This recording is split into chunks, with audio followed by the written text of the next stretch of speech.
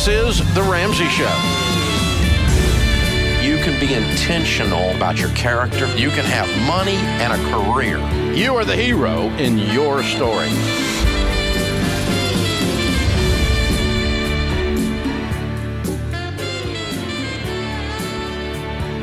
Live from the headquarters of Ramsey Solutions, it's The Ramsey Show, where dad is dumb, cash is king, and the paid-off home mortgage has taken the place of the BMW as the status symbol of choice. I'm Dave Ramsey, your host. This is the show where we talk about your work, your relationships, your money, and you.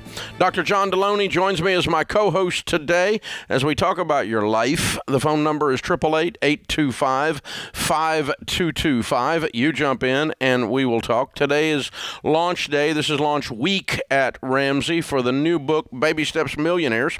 Congratulations, man. Well, thank you. Sold a bajillion copies so far. Yep. Congratulations. Thank you, folks out there. I mean, it's sitting in the top 10 on Amazon right now, and it'll go on up probably to number one by the end of the day. I've been doing media since 5 a.m. and so it's our marketing team, our team here, and our listeners, our tribe, our group that follows us. They help out so much with this stuff, and so thank all of you very, very much. The book is worth every penny. It'll show you exactly how to get there, and I'm very proud of it. I haven't done a book in 8 years, but this is airtight. It makes the case. If you pay the price, you will get the prize. And I can show you exactly how to do it. And if you want to argue with me, you're what's known as wrong. I've got this crap dialed in. I can't work on your car and I can't do brain surgery. This I can do. Yeah. I can show you how to be a millionaire. Exactly how to do it. And it will take you 12 to 17 years. You're not going to hit the lottery, and Bitcoin's not going to do it for you. Neither will buying Beanie Babies or a lottery ticket. So you're going to have to actually do the work. And if you do the work, the probability of you making it to millionaire status is right close to 100%. That's incredible. You know, it's so fun. It's so cool. I mean, when you plant corn, you're not even sure it's going to grow. Right. You're not even sure you're going to get corn. So, you just hope it comes up. This is just like, if some people have some things they have to overcome. We all got obstacles. We all got our issues. That's why you're here. And but I mean, this is so doable. And I was talking on one of the shows this morning with a lady. I said, the thing you got to remember is, math is not racist. Math is not sexist. Math works in California, and math works in New York, and math works in Tennessee, and it all works exactly the same. Yeah. It is so stinking predictable. And we just make this airtight case to where the hope stealers out there in our culture with all this negative ninnies out there running around telling people they can't win, you can't have a good life, your life sucks, the only way your life is going to be good is if the government takes it over. Oh, please. Really? When has that ever worked? Instead, we show you exactly what to do, and we take the hope stealers and we toss them in the ditch. And you can go do this, man. I'm just pumped because it's so hope-filled in a culture and in an environment that is so toxic right now. Yeah. There's so much negative crap out there. Yep. And I don't know if it's gotten worse or just the media is worse, telling us all day long with this steady drumbeat of manure. It's just piles of manure after piles of. I can't watch it. It's just. But somebody's got to stand up and go, you know what? Regular folk are out here winning. Yep.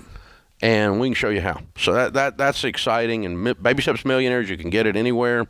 The great books are sold, including RamseySolutions.com. Thursday night, Rachel Cruz, George Camel, and I will be doing Building Wealth 2022. Over 100,000 folks are already signed up for the free live stream on that. 1,600 bought the tickets up in just a few minutes when we put it up for sale for the live event itself. And so it's been sold out since we told people they could do it. And so we'll have 1,600 folks in the audience and then another 100,000 watching online. There's still room online. you can still get in. That room won't sell out. It's a good internet joke, Dave. And the cost is, it's a good internet joke. Thanks. Abe Lincoln said that. Yeah. And so the cost is where you can even do it. Building Wealth in 2022, and it's completely free to watch it. It's this coming Thursday night. Go to RamseySolutions.com/wealth and get signed up for that. It has just been a great day, a great week around here. Really, really exciting times. Congratulations, man. And you put the finishing touches on yours. It's gone to the printer. It is out of my hands. So we're going to be announcing a new full-on major trade publication by Dr. John Deloney. In the next few weeks, we'll be telling you about that. That'll be the next publishing effort to come out of Ramsey Press in the spring here. We'll let you guys know the details on that when we're ready to let the proverbial cat out of the bag. But it's been fun watching you write a book. Whew, man. It's like having your first kid. Well, I've been a writer my whole career in academics, and this is a different animal. Oh, this is not academics. Different animal, so yeah. We were no nerds allowed. No nerds allowed. That is true. There's a lot of nerds involved in this project. Yeah. Too many nerds. It's good, man. Few in this building, but yeah, it's good stuff. We're excited about it. The book is really, really good. So lots of good things happening around Ramsey right now. The steel is going up on the hill up here. Mm-hmm. The Ramsey Event Center will be done in November. Holds 2,500 folks in a wonderful auditorium. You'll be able to come to events that we do here on the campus. And they won't be canceled for any reason. And James got a haircut. That's another big thing that's going on around here. It's great. Well, I thought he looked cleaner. He does. Yeah, it's a big deal. I thought maybe he just took a shower. He got his haircut. But there's a lot of changes going on around here. Yeah, that's a breakthrough. It's a big breakthrough. It's a breakthrough. Did his wife do it? 2 years of working on my show. He's like, you know what? I think I'm going to cut my hair. Did his wife cut his hair? I don't get that. We're not that close to friends. You're not? Okay. No, he keeps those things secret. He's probably more like George or you. He's got the fashion hair thing going. No, George definitely has the fashion hair. George has got the grease in the hair. Stands up like the Fonz. Yeah, he works it now. There's lots of stuff going on. But hey, man, for real, proud of you for getting that thing out of there. That's the first one in almost a decade, right? Yeah, 8 years, and I am not like you. I'm not a writer, but I can sit down and have a conversation with the folks on the other side of this microphone, and that's what I do when I sit down to the keyboard. Yeah. And so the books are ridiculously conversational. And we put all of the Ramsey Millionaire study in the back of the book, too, which is a fun piece, the white paper from it. And it's a fun piece of research because I'm a statistical nerd. Yeah, me too. And so when we were doing that, controlling the variables and making sure that the research didn't have a bias and that it was completely airtight and couldn't be questioned, I really enjoyed that. Yeah. It was way more than I should have. So I like sticking that white paper for that study in the back because I had my fingerprints all over that study being done and the company we were using outside, our team, research team inside, working together. And so all that coming together to tell you can do this. Yeah, we got a culture that's in desperate need of a light and hope, man. So congratulations, man. We need it now. More than ever. Need to spread a little hope. Punch the old hope stealers in the nose. That's what we do around here. Don't be a hope stealer. It's worse than a dream killer. It's their ugly cousin. This is The Ramsey Show.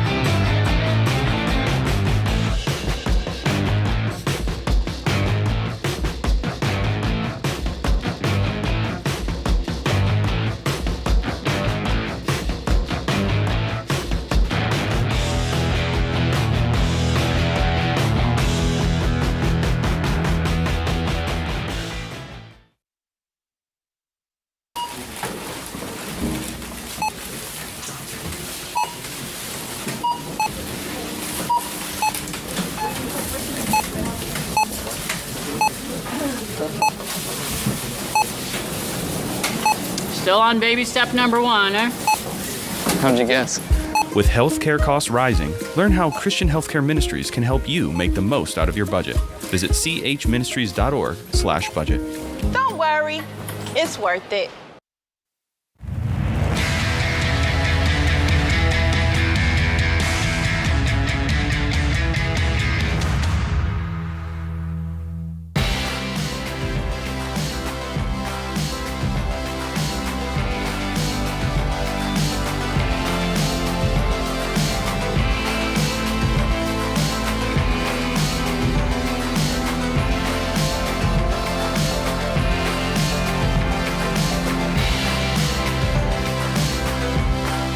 Dr. John Deloney, Ramsey Personality, is my co-host today. You can hear him on the Dr. John Deloney Show, one of our most popular and exploding podcasts, where he talks about relationships and mental health and boundaries and family. And wow, is it motivating and entertaining and informational. It's all of those. And so I just love the podcast personally. And good, I really like it because I own it and it's working and he's awesome. But there's all of that too. But yeah, amazing. So be sure and check that out at Ramsey Networks. We're doing a bunch of great podcasts. Dr.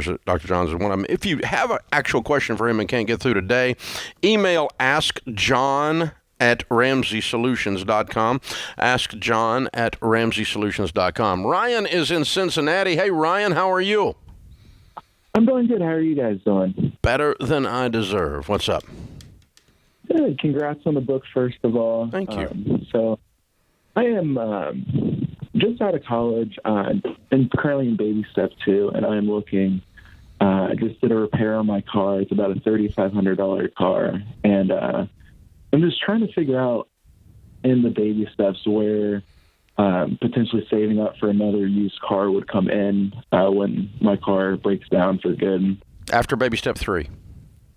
After baby step 3. Yeah. Okay. $3,500 car will get you through getting out of debt and getting your emergency fund in place. And then you save for and do other things. Vacations, cars, couches, whatever, that kind of stuff, after baby step 3. But a new car, as long as you have one that is running, is not an emergency. And until you get past the emergency fund, you don't do anything except emergencies. Okay. Yeah, I just patched the alternator with it, and a couple of my mechanic buddies were kind of saying that it's near the end of its life. So I've been patching it. I think it is. I think it's definitely near the end of its life, but it's going to get you through. And your mechanic buddies aren't your financial advisor. They fix your car. That's very true. Okay. So you just, man, hey, listen, I've driven a beater. But here's the thing. If you will drive like no one else for a little while, later you'll get yourself in a position you can drive anything. You'll drive like no one else. You know what I drive now? Anything I want. A couple of them. Mm-hmm. A couple of anything I want. Things I want. But yeah, I mean, why not? But you pay a price to win. You get yourself out of the dadgum ditch, right?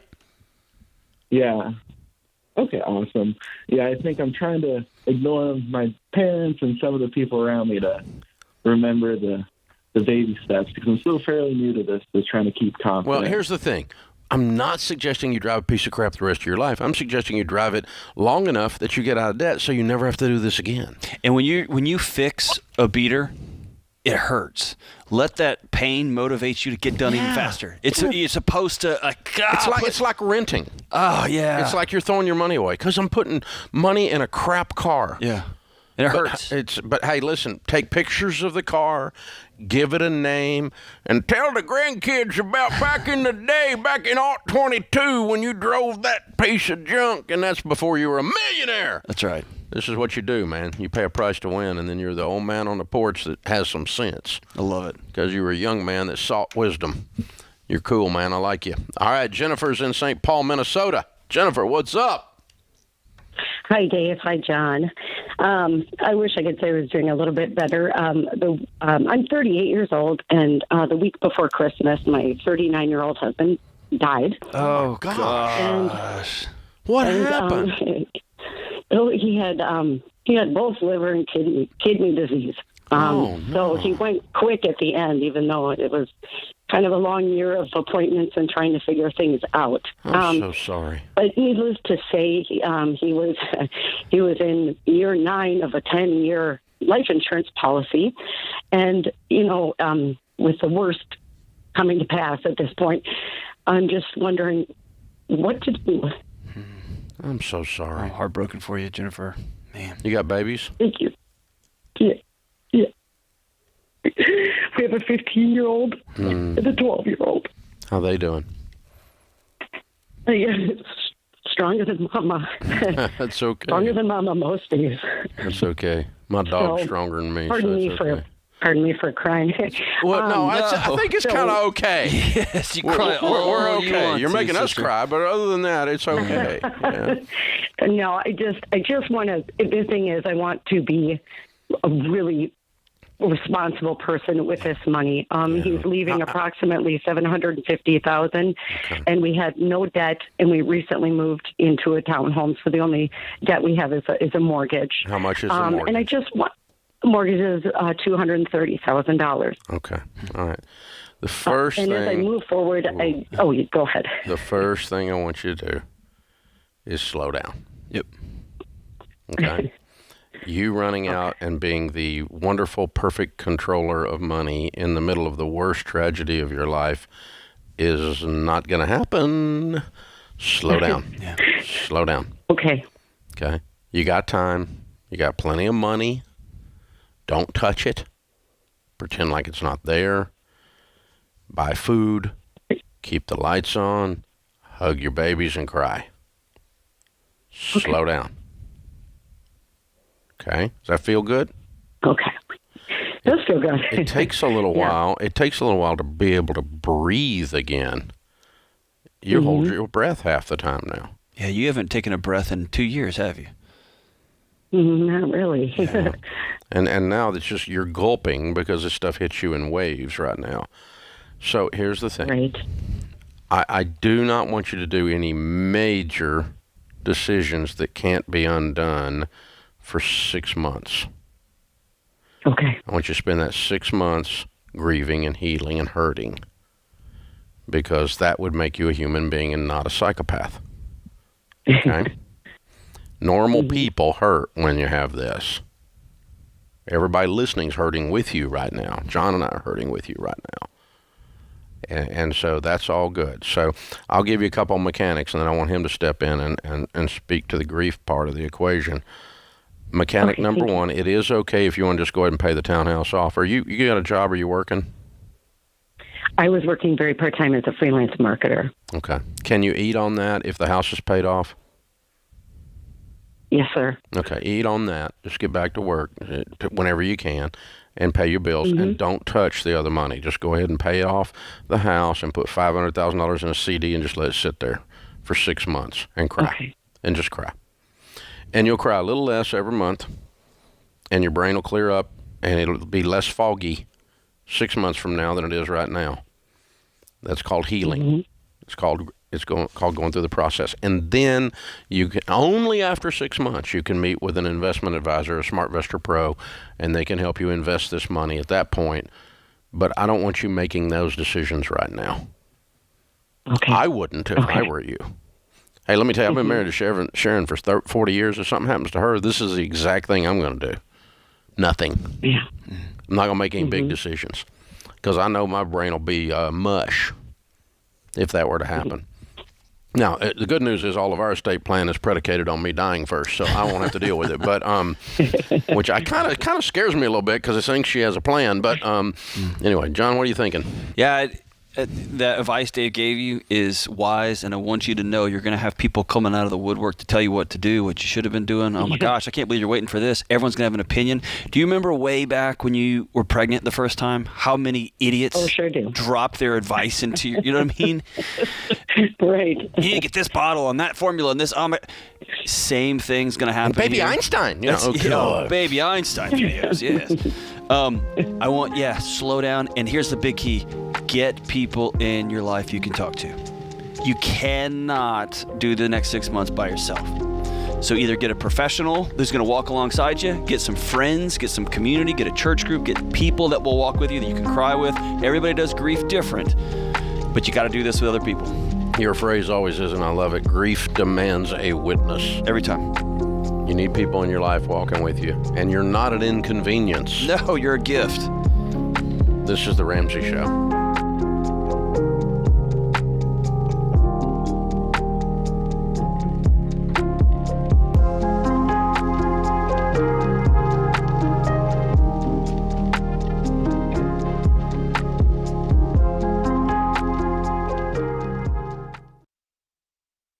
If you're not using Pure Talk for your wireless, you're paying too much.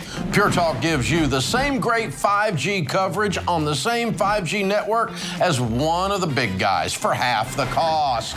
The average family saves over $800 a year. Go to puretalk.com and choose the affordable plan that's right for you. With their 30-day risk-free guarantee, you have nothing to lose. Go to puretalk.com and enter the promo code Ramsey to save 50% off your first month.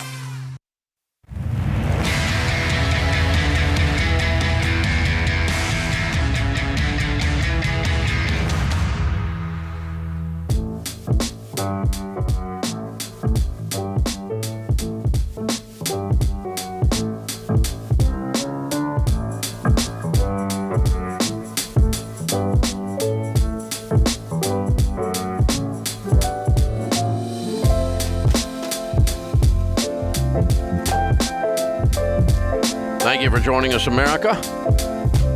Dr. John Deloney, Ramsey Personality, is my co-host today. Today's the day we've been hearing people talk about cryptocurrency and single stock investments and nothing down real estate and beanie babies and the lottery and all these ways you can get rich quick.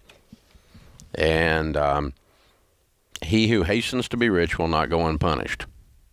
That was the Bible. Something to think about.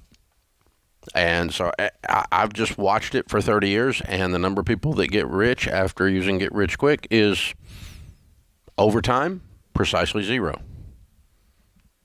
It doesn't work. So we're going to have a whole new thing with this Baby Steps Millionaires launch, where we have a huge event this coming Thursday night called Building Wealth in 2022. We're going to talk about the things that are out there that are distracting people, and we're going to show you a real plan as well. And, those of you that are haters, be sure you sign up, because I'm going to give you lots of reasons to hate. So just be ready. You're going to love it. It's going to be like perfect for your little YouTube channel and stuff. So be sure you sign up. Building Wealth 2022. Go to RamseySolutions.com/wealth. It is a free live stream.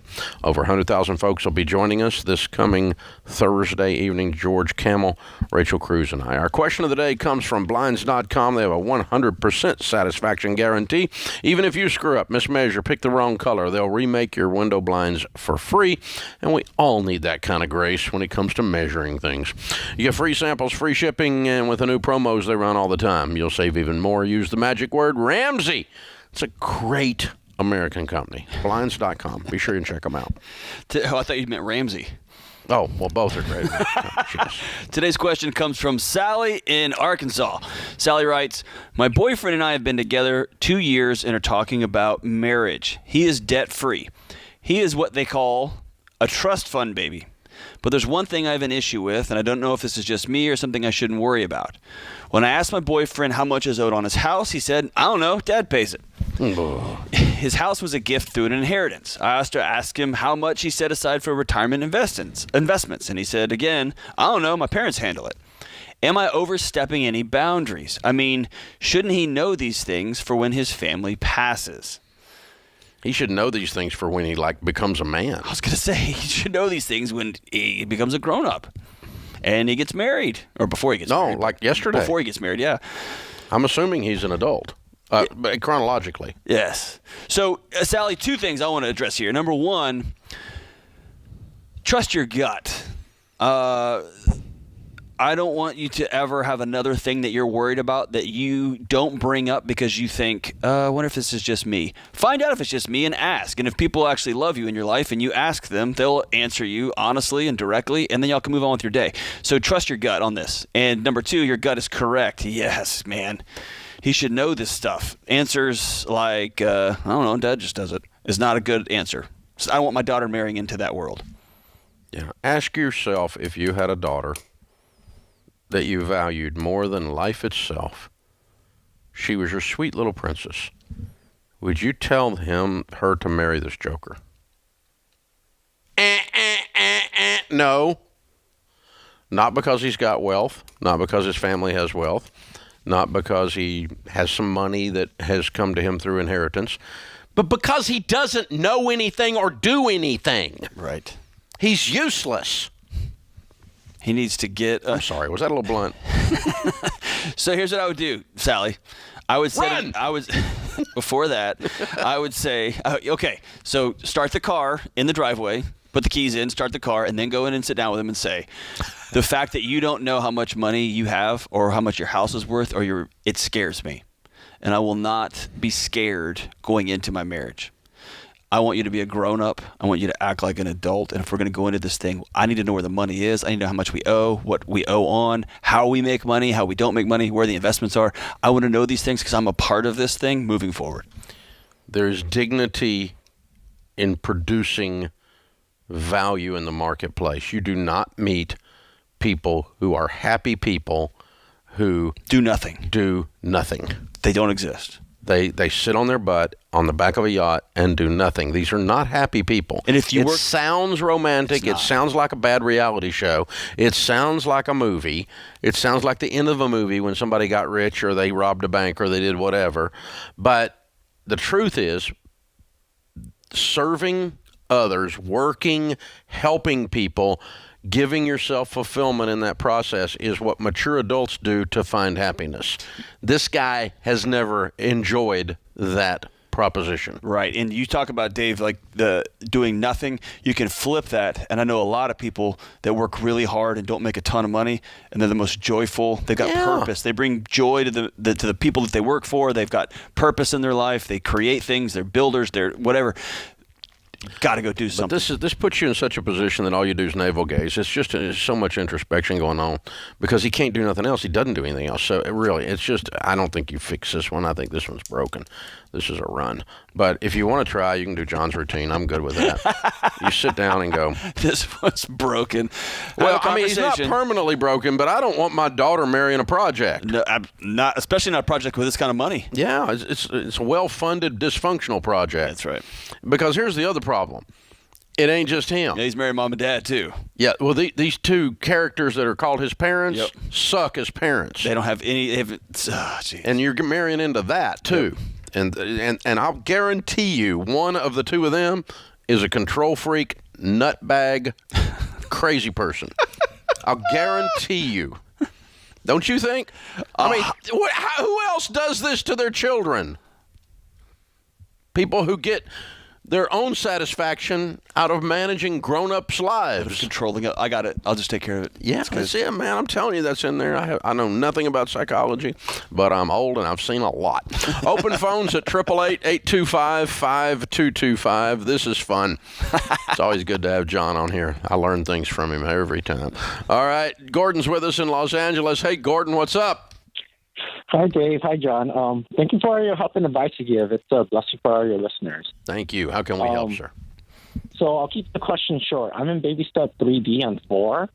With the Build Back Better bill stalled in Congress, should I even try to do a backdoor Roth this year? Well, even if it didn't stall, it's not going to go away for this year. It'll be the next year. Mm-hmm. And the backdoor, the plugging of the loophole for the backdoor Roth would be starting in 2022. But you can do one for this calendar year. Oh. Either way. Oh, nice. And it's not going to, I think I believe in the Roth IRA, and I'm thankful there is a backdoor because I do it every year. Anything I can do to keep my hands off the government's hands off my money is a good thing. But the honest truth is it's a mistake in the tax code that allows you to do a backdoor. It is a true loophole. It's legal. And it's fine, but it was a poorly written bill that allows the wording that allows this to go on. And so it is the essence in a tax loophole. So eventually, someone's going to write some tax code that's going to plug this puppy, or they're going to change the whole philosophy around the Roth and just allow everybody to do it. But the idea of this was rich people shouldn't be able to do Roths. That was the whole idea on it. Because if you make over $200,000 a year, you don't qualify for a Roth, so you have to do a backdoor Roth. But the way a backdoor Roth is you open up an after-tax IRA, and then you roll it over to a Roth IRA 20 seconds later. And so, in essence, you get a Roth, which I do it every year, and I'm way overqualified. So, and there's nothing wrong with it, nothing immoral, nothing illegal, nothing along those lines. But do it as many times as you can do it, as long as you can do it. But I think eventually, unless they get off this we're going to tax the rich because they're evil thing in Washington. If they don't get off of that, they're going to eventually plug this hole up. So, yeah, definitely do it. Just do it until you can't do it no more. This is the Ramsey Show.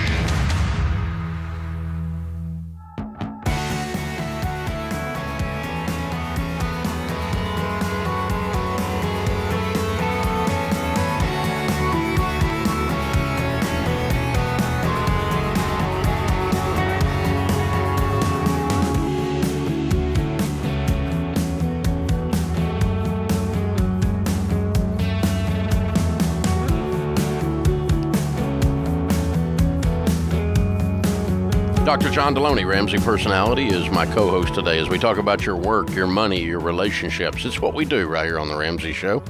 Michael's in Salem, Oregon. Hi, Michael. Welcome to the show. How can we help?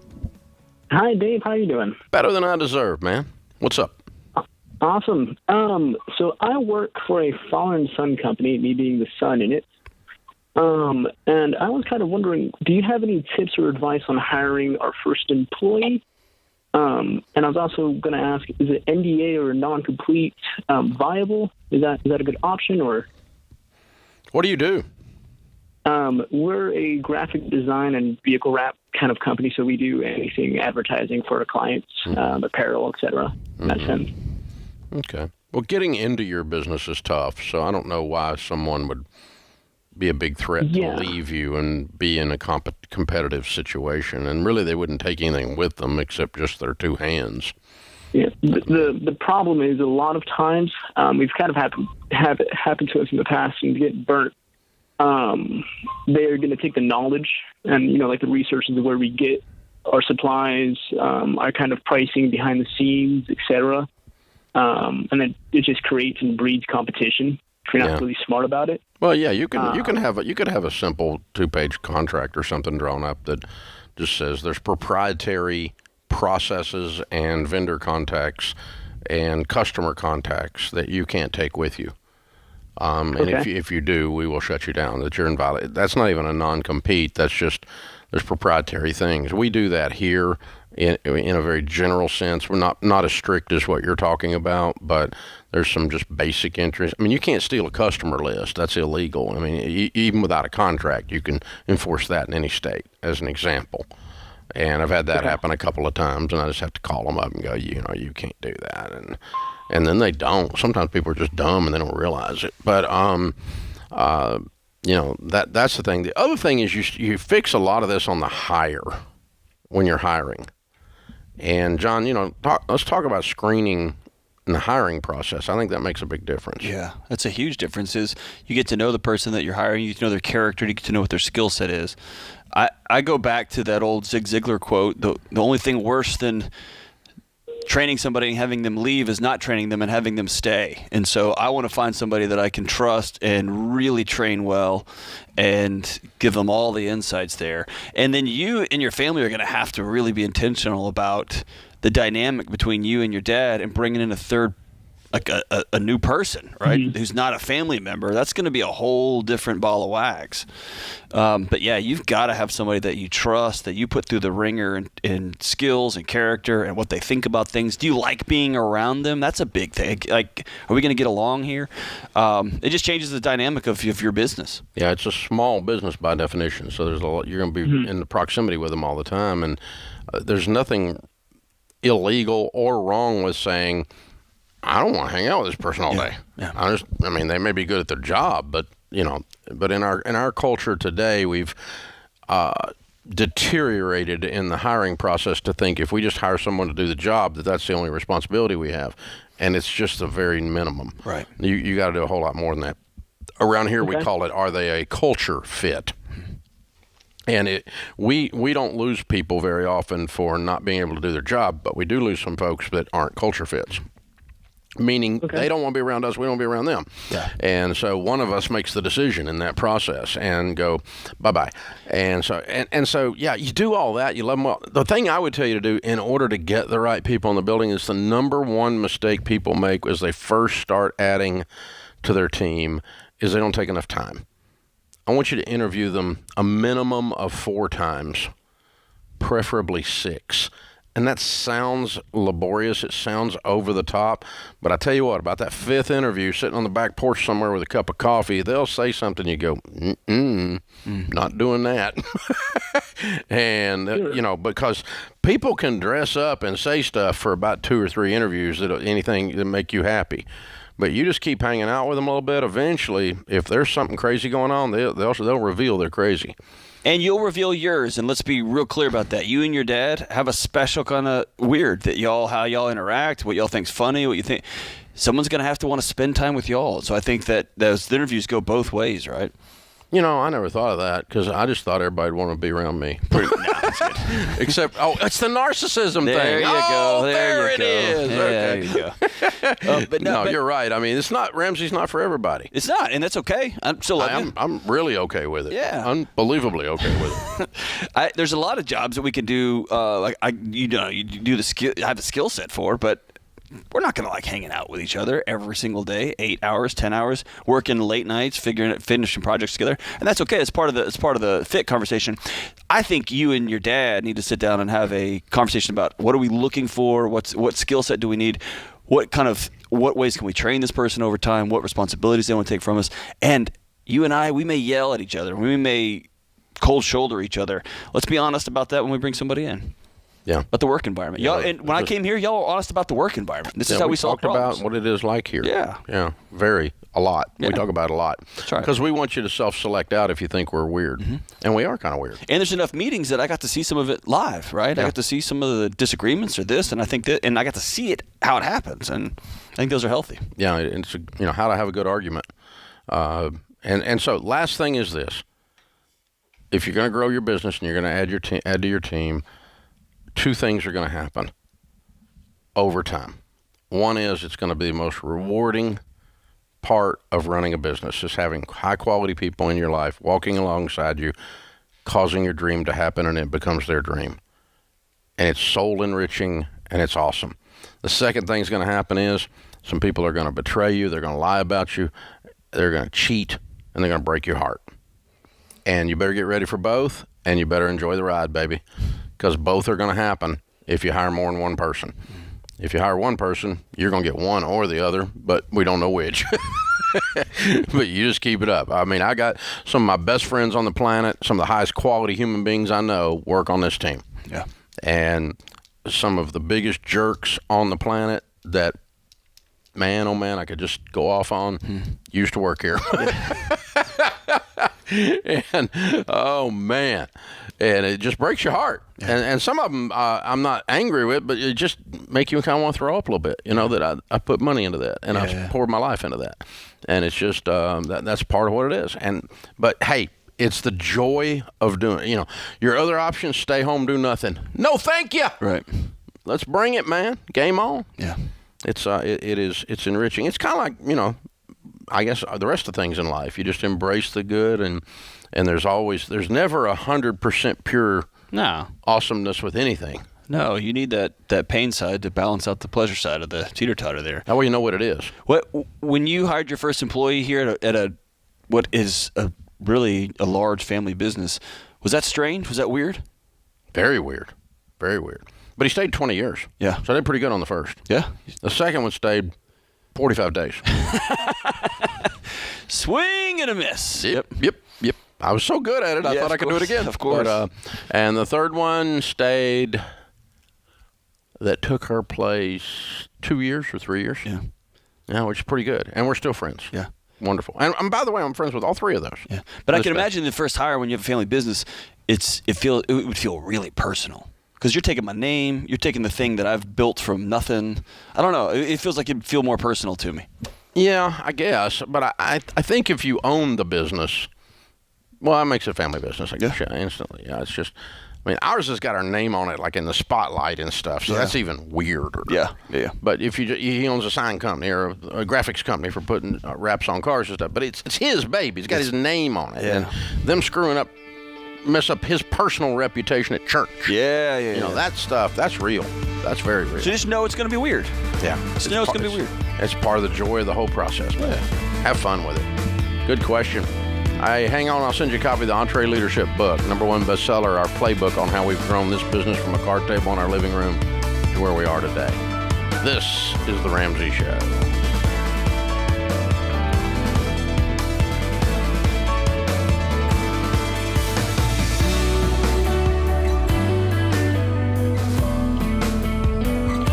Have a friend or family member that needs a daily dose of Ramsey advice in their life? Let them know about the Ramsey Call of the Day podcast. It's a quick hit of advice about life and money in under 10 minutes. Check out the Ramsey Call of the Day podcast wherever you listen to podcasts.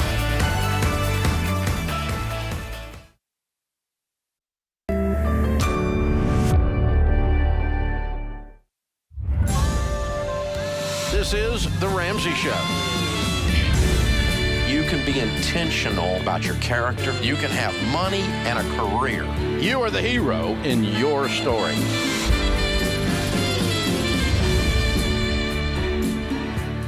Live from the headquarters of Ramsey Solutions, it's The Ramsey Show, where debt is dumb, cash is king, and the paid-off home mortgage has taken the place of the BMW as the status symbol of choice. I'm Dave Ramsey, your host. Thank you for joining us, America. This is a show about your relationships, your work, your life, and your money. The phone number is 888-825-5225. Joining me in studio for the first time, one of our brand new Ramsey personalities. We've known she was here for a while, but it's time to tell you guys out there that she's here. Kristina Ellis has joined the team. She's an absolute rock star. We are so thrilled that she's with us. Welcome. Thank you. I'm so excited to be here. Oh, we're excited to have you. Now, you guys have watched Borrowed Future. You've seen Kristina on there. She's an expert on scholarships. She had a best-selling book called Confessions of a Scholarship Winner. And so you were one of our experts that commented in the documentary on Borrowed Future on getting scholarships and on how absurd the whole student loan crisis is. You're one of the nation's leading experts in that whole space, and you get to join this team and fight this fight, and we're so glad you're here. I'm so honored to be here, and I'm excited to fight alongside you guys. So you learned about scholarships and the whole student loan debacle firsthand for your own self. You know, I mean, like you grew up, your dad passed away when you were young. Tell us your story. Yeah, well, the first day of my freshman year of high school, my mom, she sat me down and she basically said, Kristina, I love you and I believe in you, but there's just no way that I can support you financially once you graduate from high school. So you got to figure out your own way to pay for college.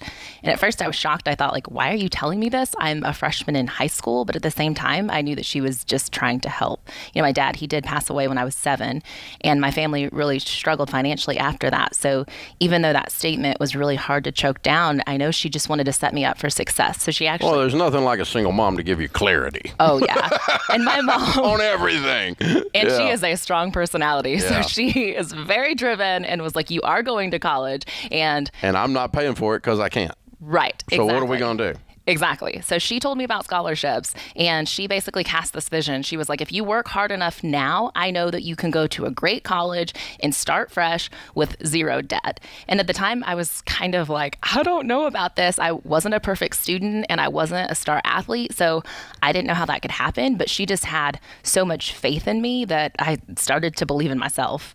And I just absolutely dove into research on, you know, how can I win scholarships? I read every book I could find, every article. I interviewed alumni from my high school, and I figured out, I just wanted to know, you know, how can I stand out in this process and be successful? And she kind of held you accountable. You had to write the essays. You had to fill out the applications. Oh, yeah. She held me accountable, and she was right there with me. You know, I've always said that, you know, what she couldn't give me in money for school, she gave me in the effort she put in walking alongside of me. Cheerleader and coach. Oh, yeah. She was right there in the ring with me, and I'm just so thankful now that she cast that vision because... So how many applications did you fill out and ask for scholarships, do you think? I filled out over 50 applications. 50? Yes. That's all? Well, I actually was pretty OCD about the process, though. But you hit home runs on almost all of them then. Because tell people how much you raised in scholarships. Yeah, I won over $500,000 in scholarships. Hello! Woohoo!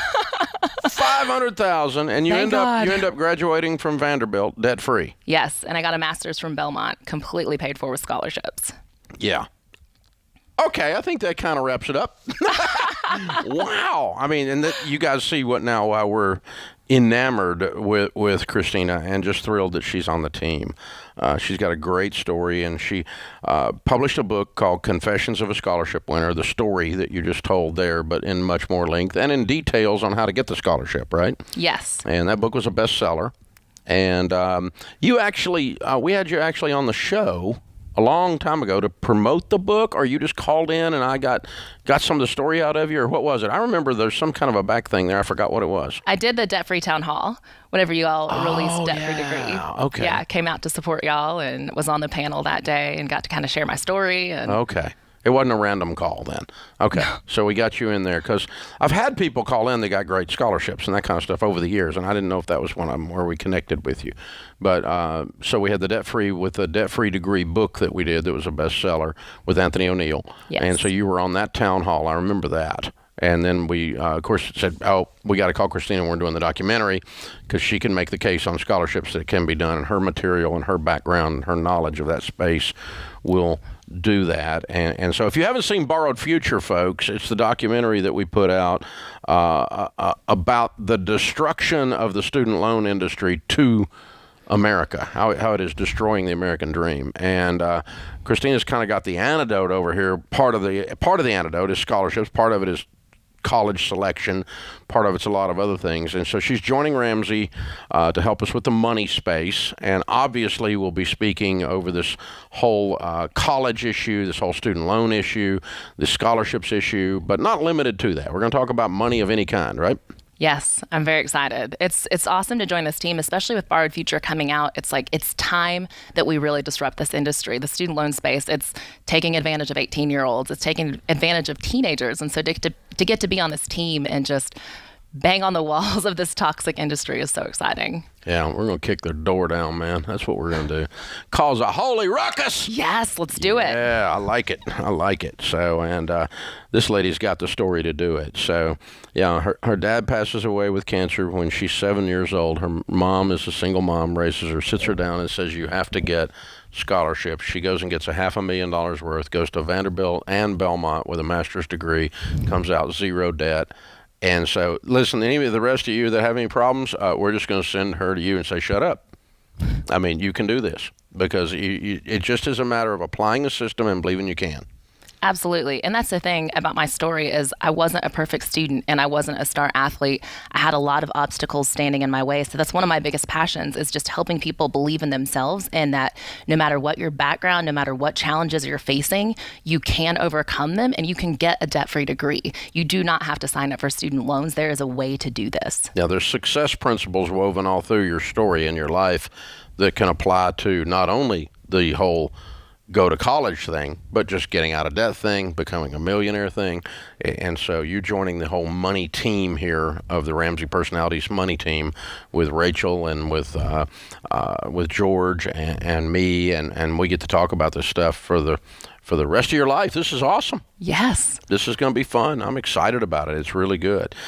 We've also got another Ramsey personality that has joined the team. We'll be introducing you to in a few months. And Kristina's been here for a few, and we take a little time, get a little on-ramp going around here before we bring these folks out and make sure you get to know them. But you'll be hearing a whole lot more from Kristina in the coming months and years.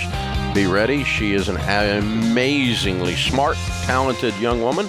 And we are so excited to have you on the team. Welcome. I'm honored to be here. Thank you, Dave. So check out Kristina Ellis, and if you want to check out her book from before she was here, it's called Confessions of a Scholarship Winner. It'll tell you the story, and game on, baby! Woohoo! Let's Game do on! This is the Ramsey Show.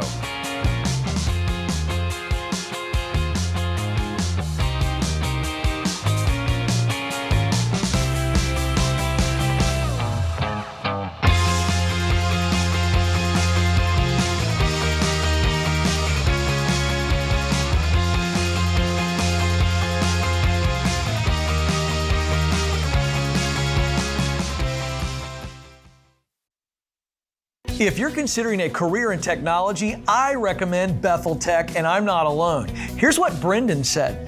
Before Bethel Tech, I was driving Uber. Within 4 months of graduating, I got a job paying $60,000. About 2 years after that, I got a remote job that pays me $130,000, all thanks to what I learned at Bethel Tech. You could be next.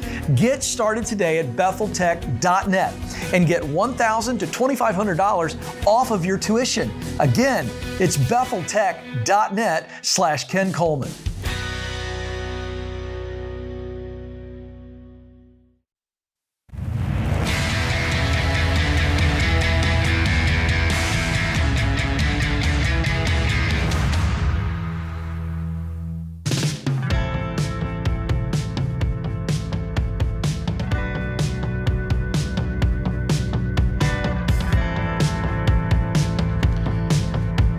Dr. John Deloney, my co-host today here on The Ramsey Show. The phone number is 888-825-5225.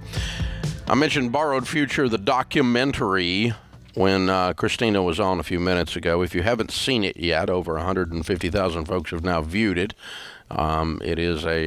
It's officially a big deal. You can watch it at borrowedfuture.com, on Apple TV, on Amazon Prime, or Google Play. It's pretty much everywhere. So check it out. It's called Borrowed Future, all about the debacle that is the student loan industry. John Deloney is on there. We actually taped you as an expert prior to you coming here as well. No, I was here. You were here already? I just come. Mm-hmm. Okay. Yeah. All right. I couldn't remember. All right. But with his PhD in higher ed, he had some things to say that are very interesting. Be sure and check all of that out. Nathan's with us in Pensacola. Hi, Nathan. Welcome to the Ramsey Show. Hi, Dave. Long-time listener. I appreciate your show and definitely live by almost all the advice you have. Well, thank you. How can I help?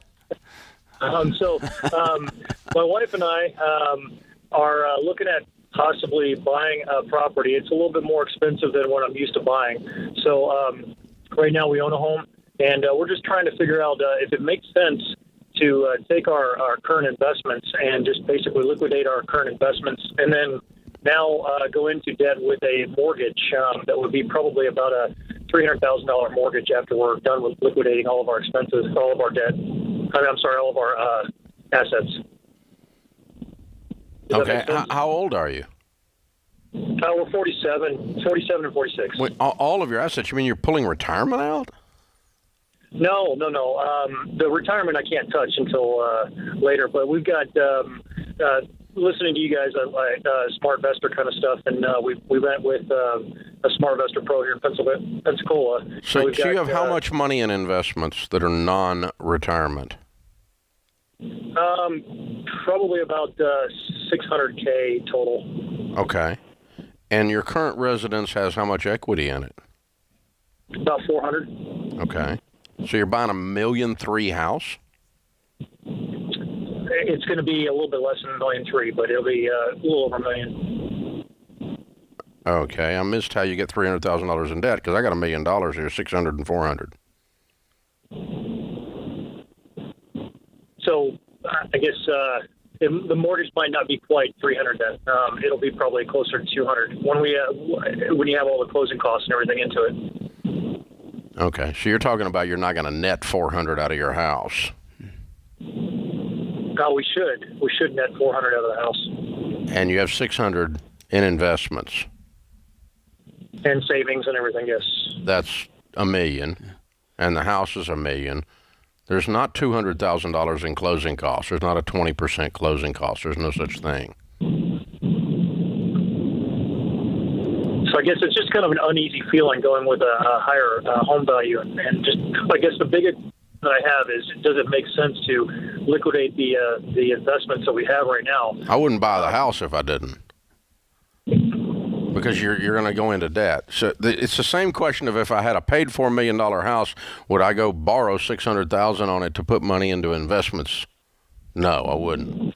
Not taking the money out of the investments and putting them on the house is the same thing as borrowing on your house to do that. So you should not buy the house unless you're willing to use the investments to do it. What's your household income? Right now it's probably about 110. And how old are you guys? 48 and 46. Okay. Will you be able to afford the taxes on $1 million property with $100,000 a year just to maintain the property, keep the lights on this thing, keep the yard mowed? Yes, we will. Yeah, Florida's got some generous disabled veterans tax benefits. Okay. So why do you want to buy $1 million property? It's something my wife and I have always dreamed about, living on the water, and this is an opportunity to do so right now.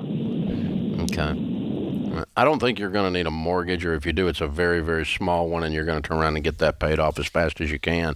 If you're sitting in this property debt-free within a couple of years, then I'm fine with this idea if you want to do it. The thing that's out of balance that you're feeling is that the vast majority of your net worth is now tied up in your single-family home that does not generate an income. It does grow in value, but it does not generate an income. And so, you're going to have to really pour on the coals and build some investments by the fact that you don't have any house payment in the near future to make this work. But no, you don't need a $300,000 mortgage. The numbers you keep giving me, that you act like they add up, and they don't add up. I mean, 600 and 400 is 1 million, and you buy $1 million house for $1 million, and you use $1 million, you shouldn't have a mortgage. And so, something about this makes me uncomfortable. Like, it makes me uneasy. That's a lot of. The reason is that everything you own is going into this house, except your retirement.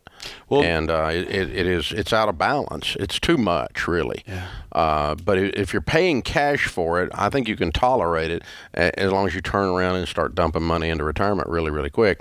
Would I do this if I were in your shoes? No, I wouldn't. Yeah. No, I wouldn't. Maybe that's what I wouldn't either. Because I don't want that much of my net worth making $110,000 tied up in a single-family house that does not create income. And I'm thinking of it, if the air conditioner goes out on this $1 million house, that's going to be an expensive repair. Or if the driveway needs to be, or if I got to do some plumbing work on $1 million, it's all so expensive. Everything, 100% of the houses break. Yeah. 100% of them need crap done to them. And brand new, no matter who built them, no matter where they are. I own a lot of real estate, and there's just they eat money. Yeah. So to your point, that's good. Yeah, I think I the more I sit here and talk this through, and listening to John too. I'm risk averse though, so let me say that out loud. But there's just no margin here. There's no wiggle room. I keep coming back to margin. There's no wiggle room. What if you get sick, or what if you get something? If life goes sideways, and right now you got a lot of wiggle room with $600,000 in the bank.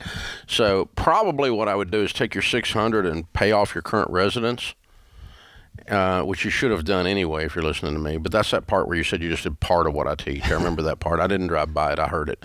And then I would save like a crazy person, and I might do this deal in 5 years where I've got $500,000 left over. After I buy it. Now if you had $500,000 left over, non-retirement, after you move in there, you do $1 million house. $110,000 incomes is low for $1 million house, but if you're paying cash for it for whatever reason, it's okay. But you do need some liquidity, and it doesn't need to be freaking 90% of your net worth. Right. That's out of balance. Or can you save up some money and go multiple weeks and stay at a lake house a year? And if you need to get the fix. I don't even mind if you buy. If your dreams to live on the water, I agree. I like living on the water. I've got properties on the water. I like it. But water's amazing. Yeah. But but it's not amazing if it steals your peace instead of gives you peace. There you go. Yeah. So, and there's no margin here. No margin. It's dangerous. That's a dangerous deal. No, I wouldn't do it. I'm gonna retract. I wouldn't do it because I don't like the fact there's no wiggle room. What I would do is I pay off my house today, And I'd start saving like a crazy person and make this a 3 to a 5 year dream. And just keep piling up cash and keep investing with a paid for house. But you're going to do what you're going to do because you already don't do some of the stuff we teach. So that's up to you. You get to decide. But that's what I would do if I woke up in your shoes. I find people don't have margin with their time. They don't have it with their relationships. They don't have it with work. They don't have it with money. We just have a margin-free society now, man. Well, there's friction. It grates. They get frayed ends. Yeah. And you get frayed at the ends, and it's just because everything's pushed to the edge. Yeah. And it takes what would have normally been a blessing, and you add 2 doses of stress to it, and all of a sudden the thing you were supposed to be in love with, you hate. And when you think of it psychologically, our brains were designed to run at that level when a lion was chasing us, not to live like that. Yeah, it just rattles everything to our core. It's a big old house with a lion chasing you around inside that. You just parked a lion in the front yard. Yeah, that's right. So we've already deteriorated Tiger King right here. This is the Ramsey Show.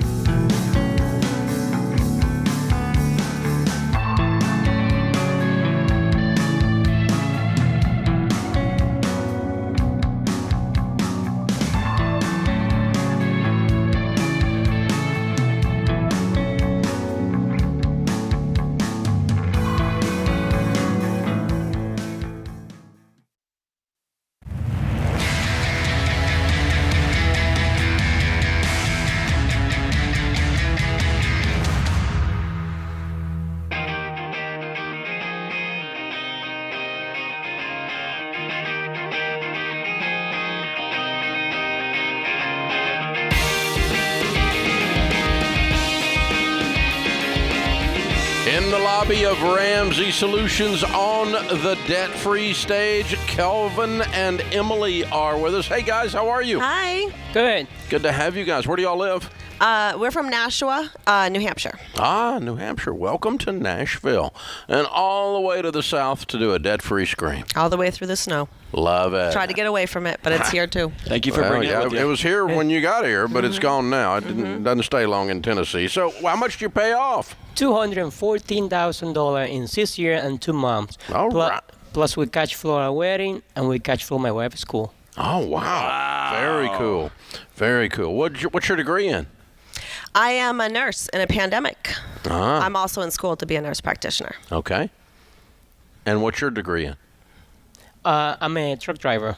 Oh, okay. Good. Very cool. Good for you guys. You guys got after it then, huh? Yeah, you get just knocking this out. How long did this $214,000 take to pay off? 6 years and 2 months. 6 years and 2 months. Wow. All right. And your range of income during that 6 years? We started at $95,000 and we end up at $200,000. Wow, y'all are killing it. So what kind of debt was the $214,000? We paid off our house. Our mortgage.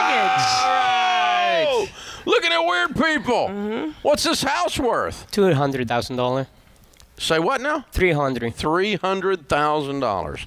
Woohoo! I love it. Yeah. Way to go. It's awesome. Have you had your first month where you had no mortgage payment, but you got everything deposited? Yeah, it feels amazing. It's amazing, huh? Yes. That's how we're here. Wow. That is so awesome. fun. Congratulations, Thank you guys. you. It's awesome. So what started you on this Ramsey stuff 6 years ago to get out of debt? Tell us your journey. Tell us your story. Well, Dave, I came to this country in 2003. When I got my first job, I was working in the factory. I was making $6.75 an hour. When I was working there, they made a presentation about a 401k. A close friend told me, do not invest your money in there because they're going to steal your money. I did believe it, so I did not invest in there. Oh, wow. So a few years down the road, I was searching through the radio. I found on NPR that they were talking about when you retire, you need to have like $1 million in order to be able to retire. I thought in my head, that it is impossible. There's no way a middle-class working family are able to accumulate that amount of money. So a few years down the road, one day, I found this guy named Dave Ramsey talking about finance, people calling, and he answered their question, and he said, handle your finance the way your grandma would. The only reason we keep our teeth in back then. I started listening to it for about a month. I decided to bring it in my house. And when he brought it home, it wasn't like you were a curse word, but more like a new best friend who just like moved in. Dave Ramsey said this, Dave Ramsey said that. And we had the envelopes and the magnets and the chart, and our kids are doing chores based on commission with a triangle. All in. And it was super awesome because I grew up conservative, so I didn't have any consumer debt. I had paid for college originally, my first degree, but I just didn't know what the direction. I never thought retirement, I didn't know how to do that. I didn't even think about having a will because I didn't think that maturely yet. And so to be able to articulate and put it all on paper, it was really awesome to like give a direction and be like good stewards of our money. So, and now we're millionaires. We're millionaires too. Yeah. Yeah, it's awesome. Baby steps millionaires. Yeah, I we love are. it. Yeah. On the day we launched the book. Dude. That's awesome. Wow. Yeah. Well, we have an actual copy for you that we'll give you and sign it for you. This is so cool, you guys. It is super cool. Very, very neat. Well done. Very well done. So, from $6.75 an hour coming to this country, you've got a Dominican shirt on. Is that where you're from? Yep. Okay, cool. So you come here from the Dominican Republic, from the big DR, and end up in a factory at $6.75 an hour to now, what is that, 18 years later? Yes. From then, you're a millionaire. Yeah. You owe nobody nothing, dude. I do not. It's the real American dream. It's hard to sink in. I don't even believe it myself that we made it to here. That's incredible. I believe it. I definitely believe it. It's amazing. So what's the hardest thing on your marriage as y'all went through this for 6 years? Is a long time. You got 3 beautiful young kids. They wanted stuff. They needed stuff.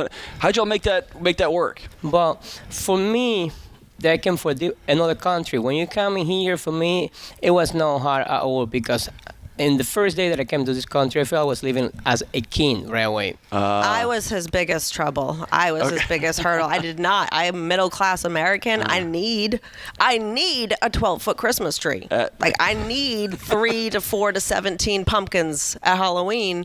And so for when us, you come from the DR, you know that's a want. well, when you are with somebody who everything is a want, I'm like, dag nabbit. Like I don't need anything because I live in America. And it was awesome. It's awesome to be content because if you're not content with what you have, then how are you going to be content with more? Because we didn't have that consumer debt, so it's not like we were trying so hard. We didn't have to be beans and rice, but Calvin loves beans and rice, so we were. And I love tuna sandwiches, but it was really hard. It's really hard when you don't have consumer debt. You work full-time jobs, you're going to school, you have kids, and to still scrimp and save and shop secondhand and spray paint my patio furniture. But we did it. You did. I love it. And you're millionaires. To be and you weird. have a paid-for house. Yeah. And as a nurse right now, I love my job. I really do love my job. I have a great crew, HVIU, but I really didn't want to be stuck in a place where I couldn't be happy. And it's so freeing. It is so freeing to be able to go anywhere. Yeah. Do whatever you want to do. Mm-hmm. Yeah, you can decide now. Yeah. Yeah, it changes your career path. It changes everything. So, Kelvin, your family cheering you on through this process or telling you that this is crazy? They tell me this is crazy. And how do they act now? Well, still that we're crazy. They still think we're crazy. It's the crazy millionaires over there. But my older sister, I introduced Dave Ramsey to her. She just paid off her house. Wow. She doesn't admit it. That was because Dave Ramsey, but I know that was the reason why. She didn't want you to get credit for it. Exactly, yeah. That's all it is. She's the oldest sister. That's the way they are. Yes, exactly. And I know you all know this, but you got 3 little ones over here that will never understand the burden you're talking about. Well, Julian, my middle there, was the only 6th grader who knew the difference between a debit and a credit card. Yes. And we went to pay off the mortgage when we waited for them to come out of school. So we did it as a family, and they just know that having a credit card is just not in our religion, and a car loan is not necessary. It is absolutely not necessary, nor is paying for school, getting a loan. All right, get them up on the stage. Let's introduce them. Guys. What are their names and ages? This is Kevin. He's 16. Mm-hmm. This is Julian. He is 13. And this is Issa. Yeah. This is Issa. She just turned 12 on Sunday, so we're here on her birthday. Happy birthday. Yeah. Love it, love it, love it. Well, well done, you guys. Amazing. We're very proud of you guys. Thanks. All right, what do you tell people the key to getting out of debt is? You have to budget and you have to be content. I think you need to have a goal to be worth to sacrifice for. Yeah. I want to give my kids the opportunity that I didn't have, and I want to change my family tree. You did, brother. You did, my man. Mm-hmm. I mean, you completely did. Mic drop, man. Yeah. You did it. If they got half the sense that you got, you set them up mathematically to where you've changed your family tree. And to be happy, to be content. It's about being happy with what you have. Yeah, well done. Well done. That's so powerful. Hey, you don't fully believe it yet. I can This one? see. No. Kelvin, it hasn't sunk in yet. Oh, no, not at all. He's still wondering if there's something coming up behind him. Hey, you did it, my man. Yeah, you did it. You did it. You did it. Congratulations. And we got here, which is also his second dream, because you're best friends. I don't know if you know that. And we saw you in Lowell, so I'm sure you recognize us from the balcony. Well, I've been living in your spare bedroom, so there you go. We ought to be friends. Exactly. So, this is awesome. You guys are amazing. So good. Very, very well done. Thank All you. right, we got a copy of Baby Steps Millionaires for you because you are one. Yeah. And a copy of Total Money Makeover to give it to some of the family that hadn't figured it out yet. Let's disrupt them. Very well done, you guys. Kelvin and Emily, what a great story. New Hampshire, $214,000 paid off, and they became millionaires 6 years and 2 months, making $95,000 to $200,000. Count it down. Let's hear a debt-free scream. 3, 2, 1. We are debt-free! Yeah!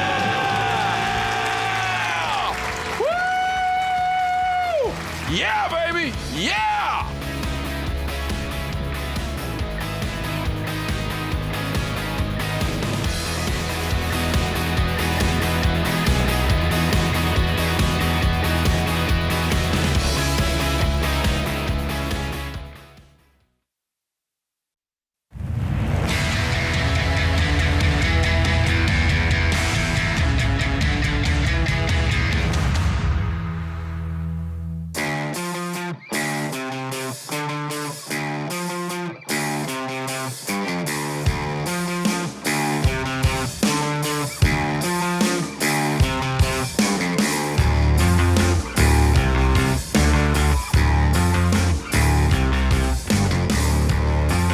Thank you for joining us, America. Dr. John Deloney, Ramsey Personality, is my co-host today. Open phones at 888-825-5225. You jump in. So, John, before we move on to the calls, Kelvin, our last debt-free screamer there from the DR, from the Dominican Republic, it is worth noting in the belief chapter in Baby Steps Millionaires that the data that we have says that if you move to this country from another country legally, you immigrate legally, that you are 4 times more likely to become a millionaire than one of us homegrown. And you have to wonder why that is. And in my mind, my theory, my hypothesis is that in talking with the Kelvins over the years, is they came here because they really believe this is the land of opportunity. And they went about getting their portion of the dream. Yeah. Because they believed it was there. They just had to go get it. And so he came here. He didn't come here to work $6.75 in a factory. He came here to dream, to get the dream. The $6.75 is just the first stop. Right. And when you talk to folks that have gone through that belief that it's there if I go do what I'm supposed to do. There's no victim, there's no entitlement mentality, there's no nothing that comes with someone coming to this country legally.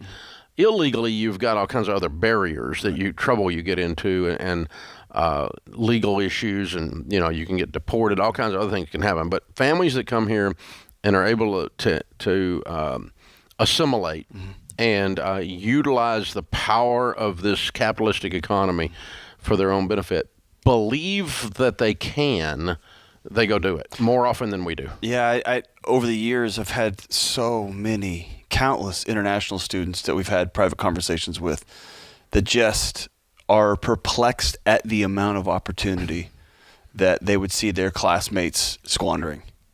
It was this sense of, do they not understand?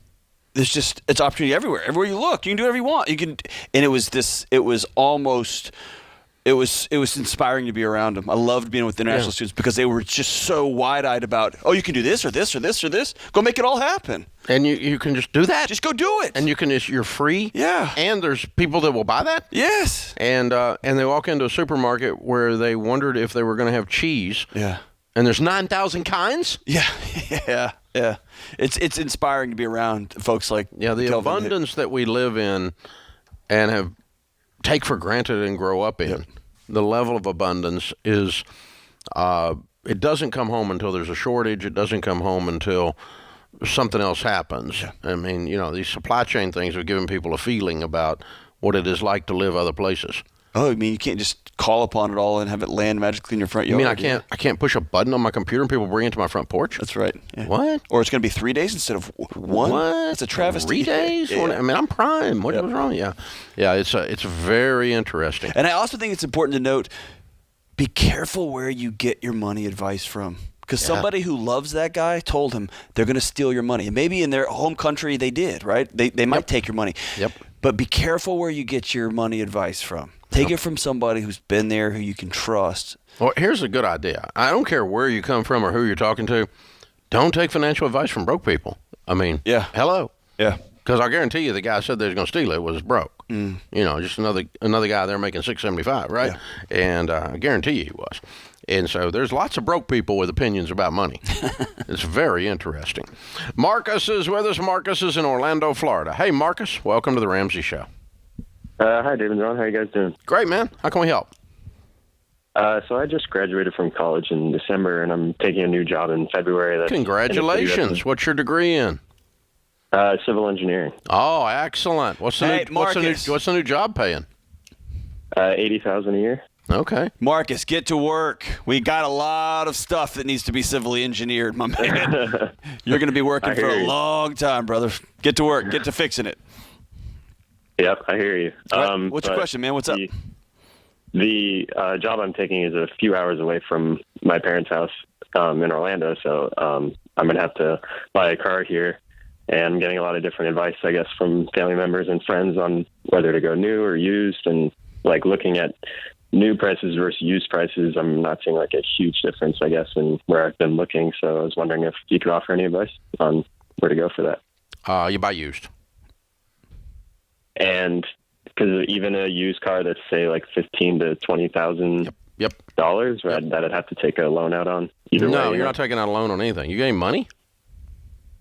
I have about, let's say, like $9,000 in savings, and then like a decent sized investment account. How much is in your investment account?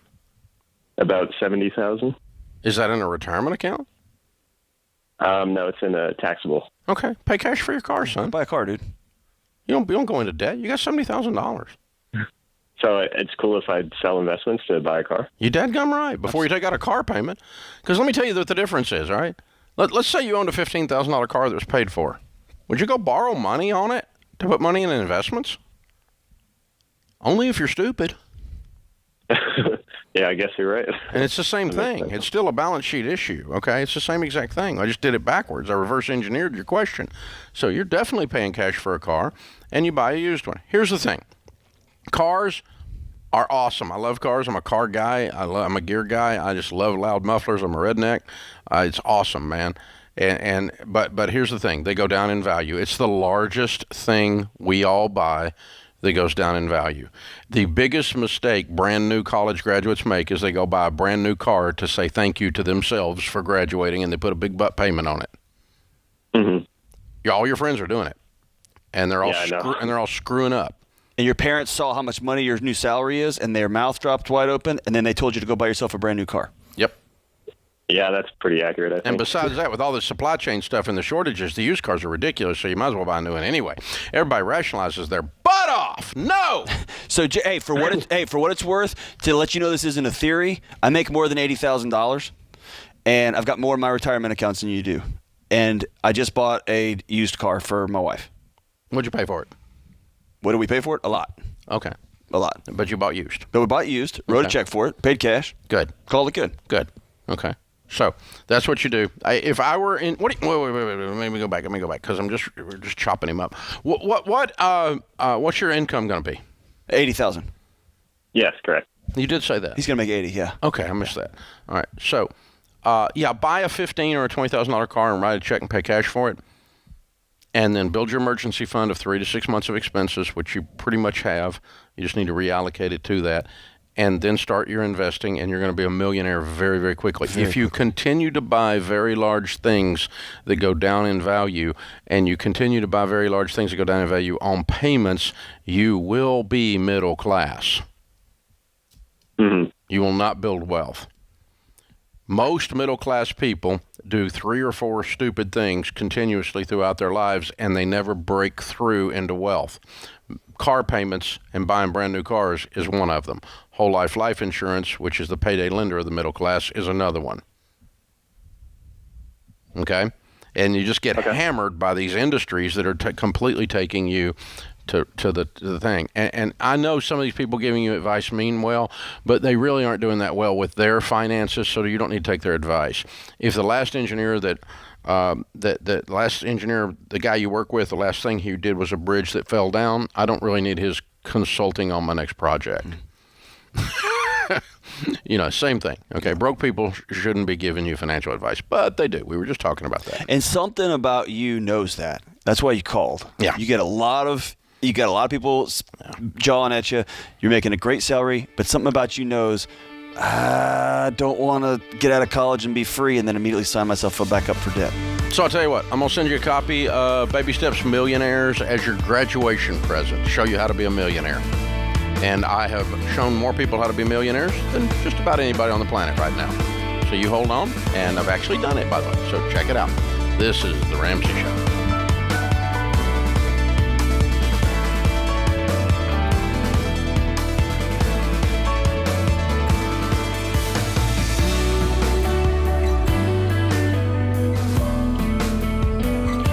It's Kelly, associate producer and phone screener for The Ramsey Show.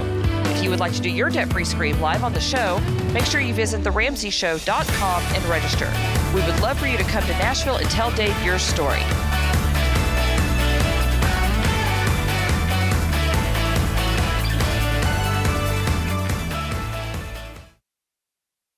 This is The Ramsey Show. You can be intentional about your character. You can have money and a career. You are the hero in your story.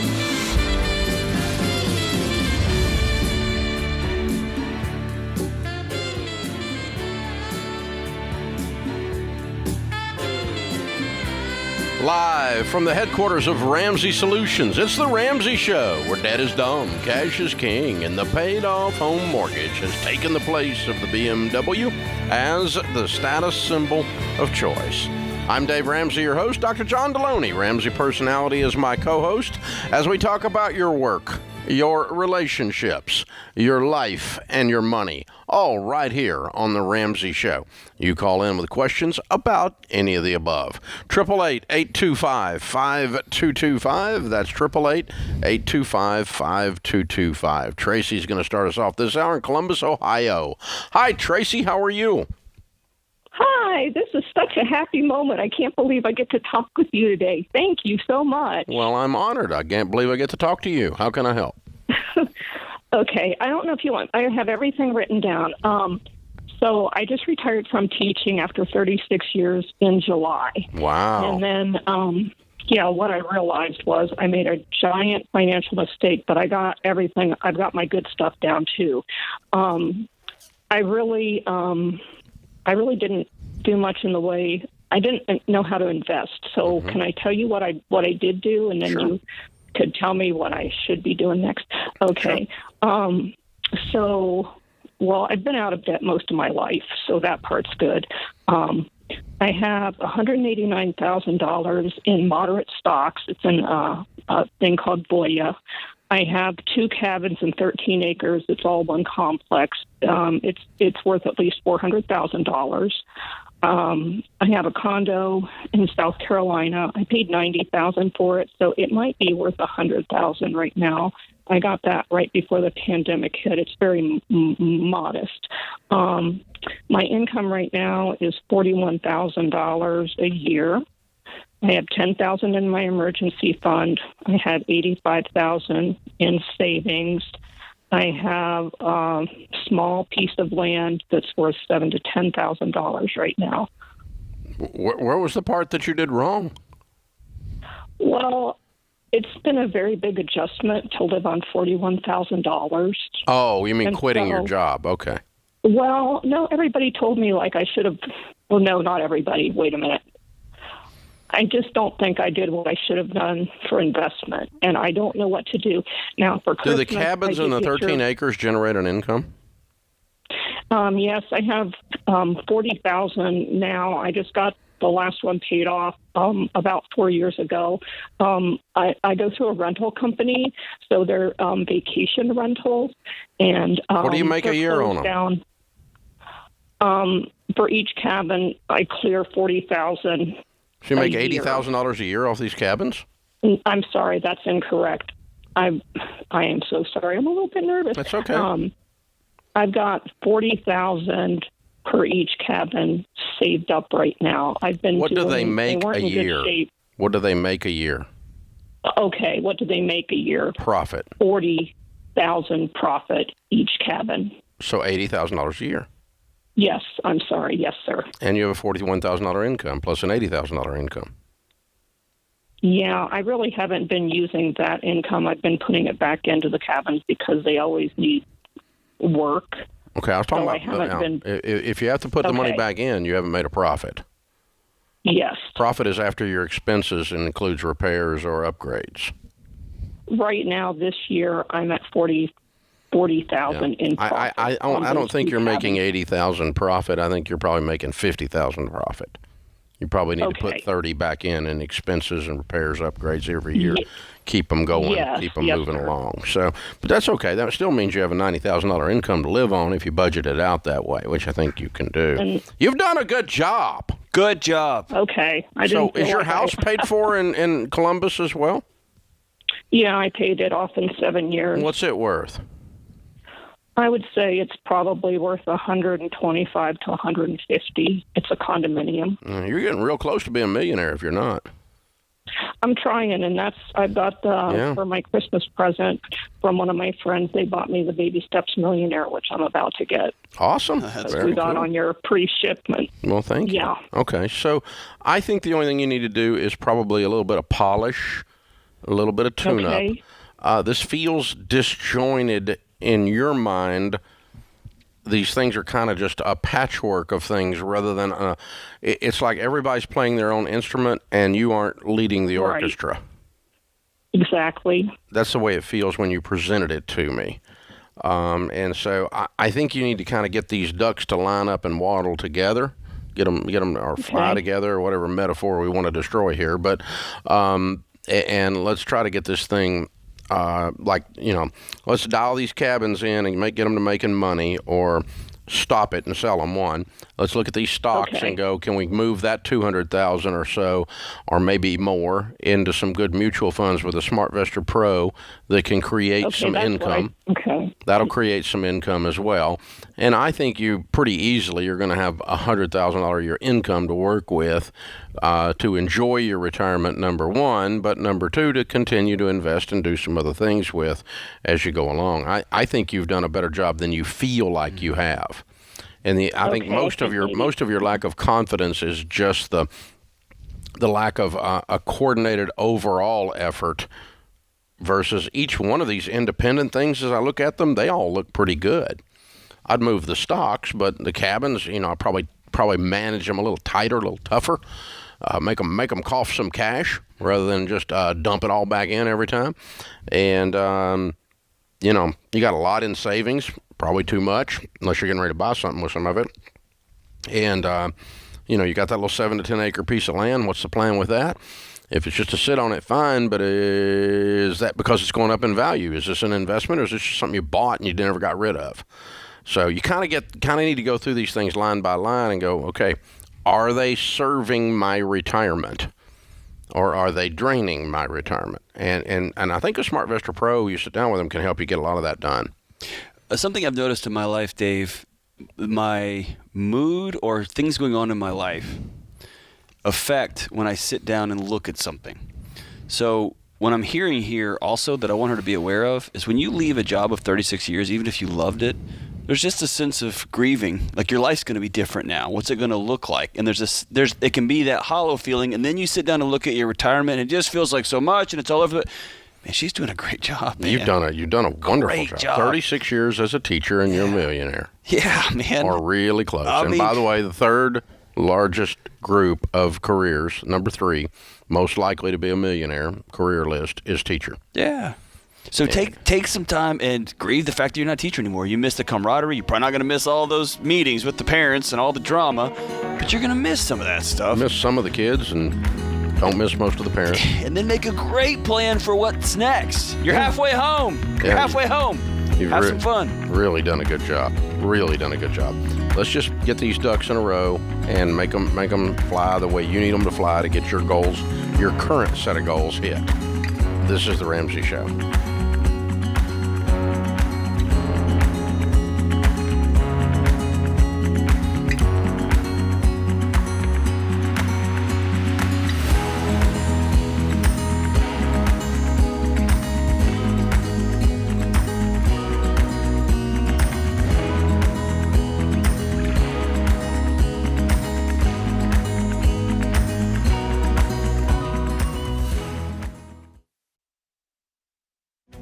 If you're looking for ways to update your home without blowing the budget, I've got it. For years, I've been telling you about our friends at Blinds.com. Blinds.com makes it simple to shop top quality blinds, shades, and interior shutters from home with easy online ordering and free shipping. With Blinds.com, there's no need to renovate your entire home. Just change out what's on your windows with upscale choices like faux wood blinds, cellular, and roller shades, or even outdoor shades. Plus, Blinds.com guarantees the perfect fit, whether you do it yourself or you have them measure and install everything for you. Shop their latest looks and see how much you can save at Blinds.com today. The easy and affordable way to make your home more beautiful is Blinds.com.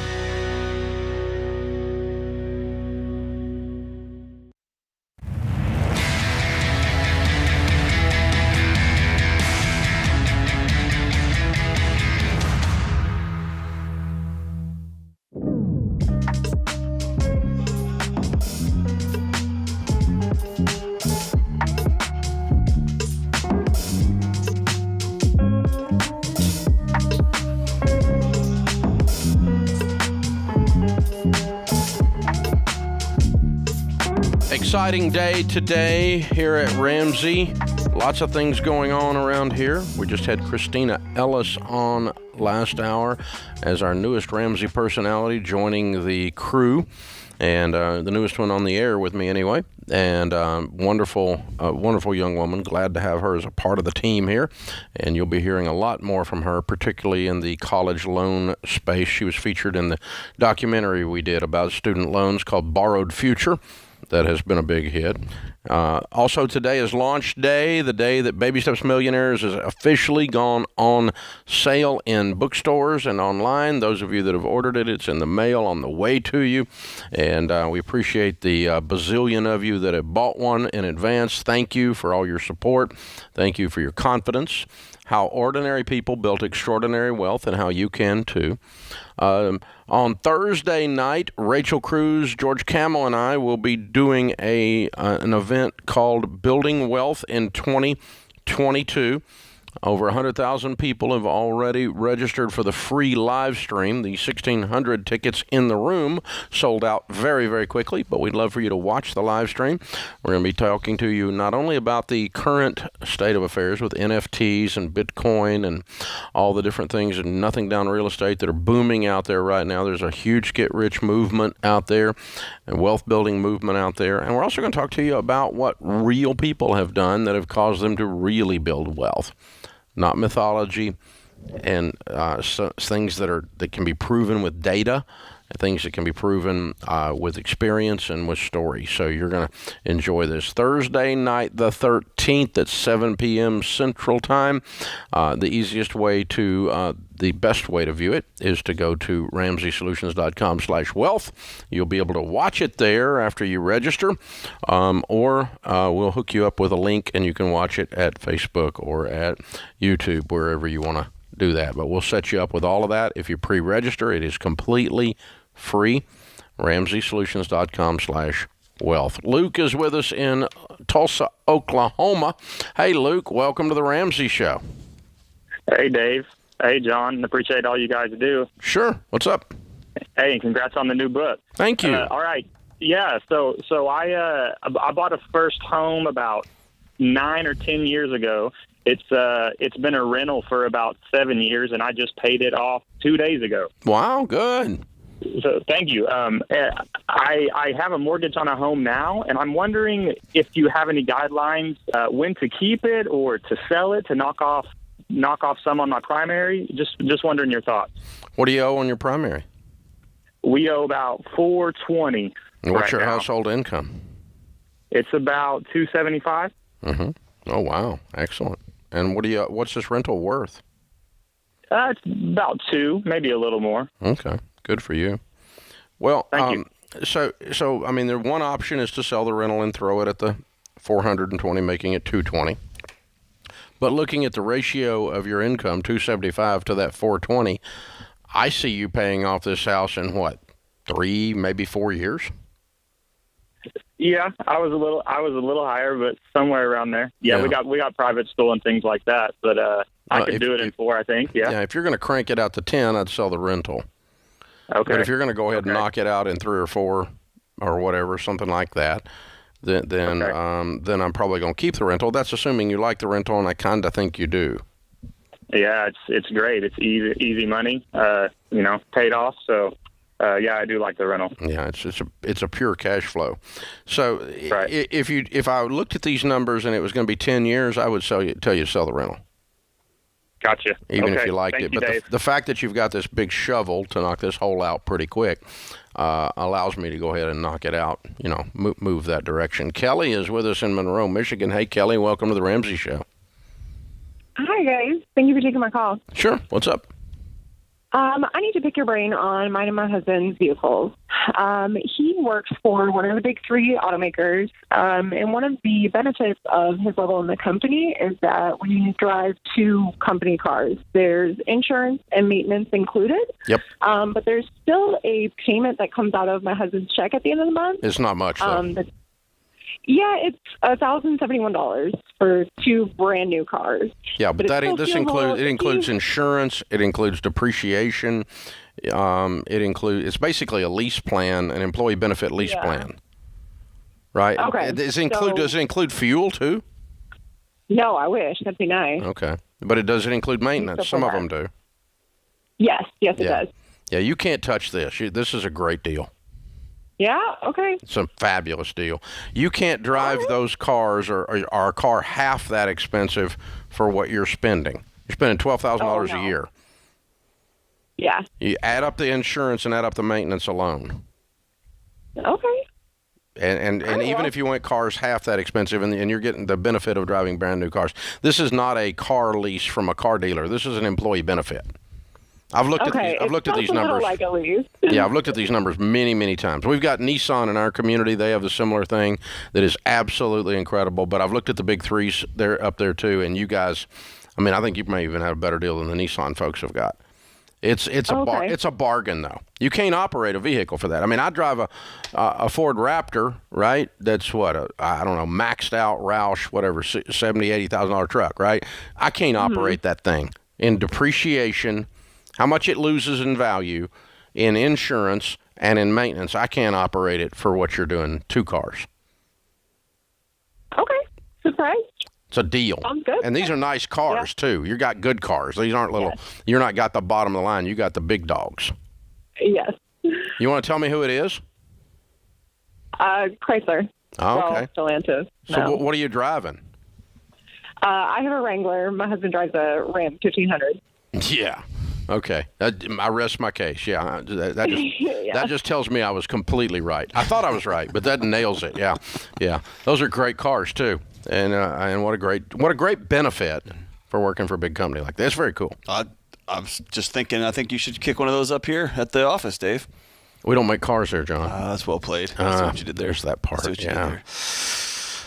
We do have deals on counseling with John Deloney. You do. Unlimited. And I'll help you with your budget. I'm trying. And it's worth every dollar. I'm trying, guys. I'm trying. Yeah, he's working it, but it's yeah. No, that sounds like an incredible. I'm just thinking of what I pay in car insurance every year. Right? I mean, well, yeah. You can't $12,000. Yeah. I mean, for 2 cars. Yeah. That you probably can't buy the insurance. Not on those cars because those are expensive. I mean, they're driving $100,000 plus worth of cars. Yeah. And they're doing it for $1,000 a month. So that is not, folks, boys and girls, that is not a car lease that you get at the dealer. This is an employee benefit, and it is a phenomenal benefit. It's a great one. Yeah. Especially if you want to drive a nice car. Yeah. You know, so there you go. If you want to drive a hoopty, maybe not, but it's a pretty good deal. Open phones here at 888-825-5225. By the way, let's just hit that as a drive-by just in case some of you are new. The car fleece, I call it a fleece because it's a bad idea, right? You're getting sheep fleeced here. That was bad, but I do it all the time. I do it all. It's like a dad joke. I've been doing it for 20 years, right? I've been doing it for 20 years. So, but when you add up what a lease is costing you, and there's a way to put it in a financial calculator, the residual value at the end of the lease, what you can buy the car for, plus your payments, as opposed to the manufacturer suggested retail price sticker, which is what the lease is calculated on, and you back out, you can actually figure out what you are paying for the money. In the lease world, you're renting it, so it's not technically an interest rate. It's called cost of capital. But the effective interest rate on the average car lease in America today is 14.2%. Leasing sucks. Don't do it. Just want to make sure we weave that into this whole conversation of their That was better wonderful. than the goat noise. That was good. Even better, but there's a sheep. Goats don't get fleeced, farm boy. This is the Ramsey Show.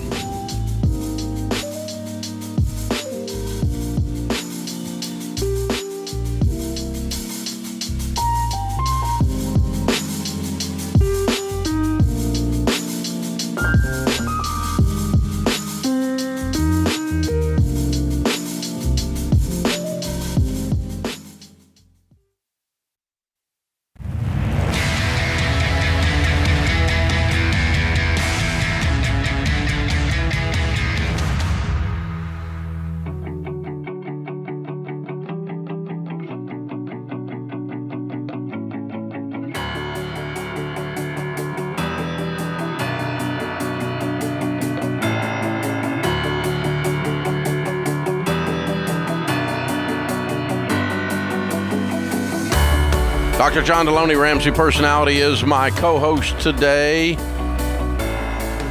On the phone, Randall and Kristina are with us in Sacramento, California. It says on my screen, you guys are debt-free. Congratulations. Thank you, Dave. Thank you. Feel so good. Thank you. Love it. Here. Well done. How much did you pay off? We paid off $95,000. Love it. How long did this take? 26 months. Say again? 26 months. Okay, 26 months.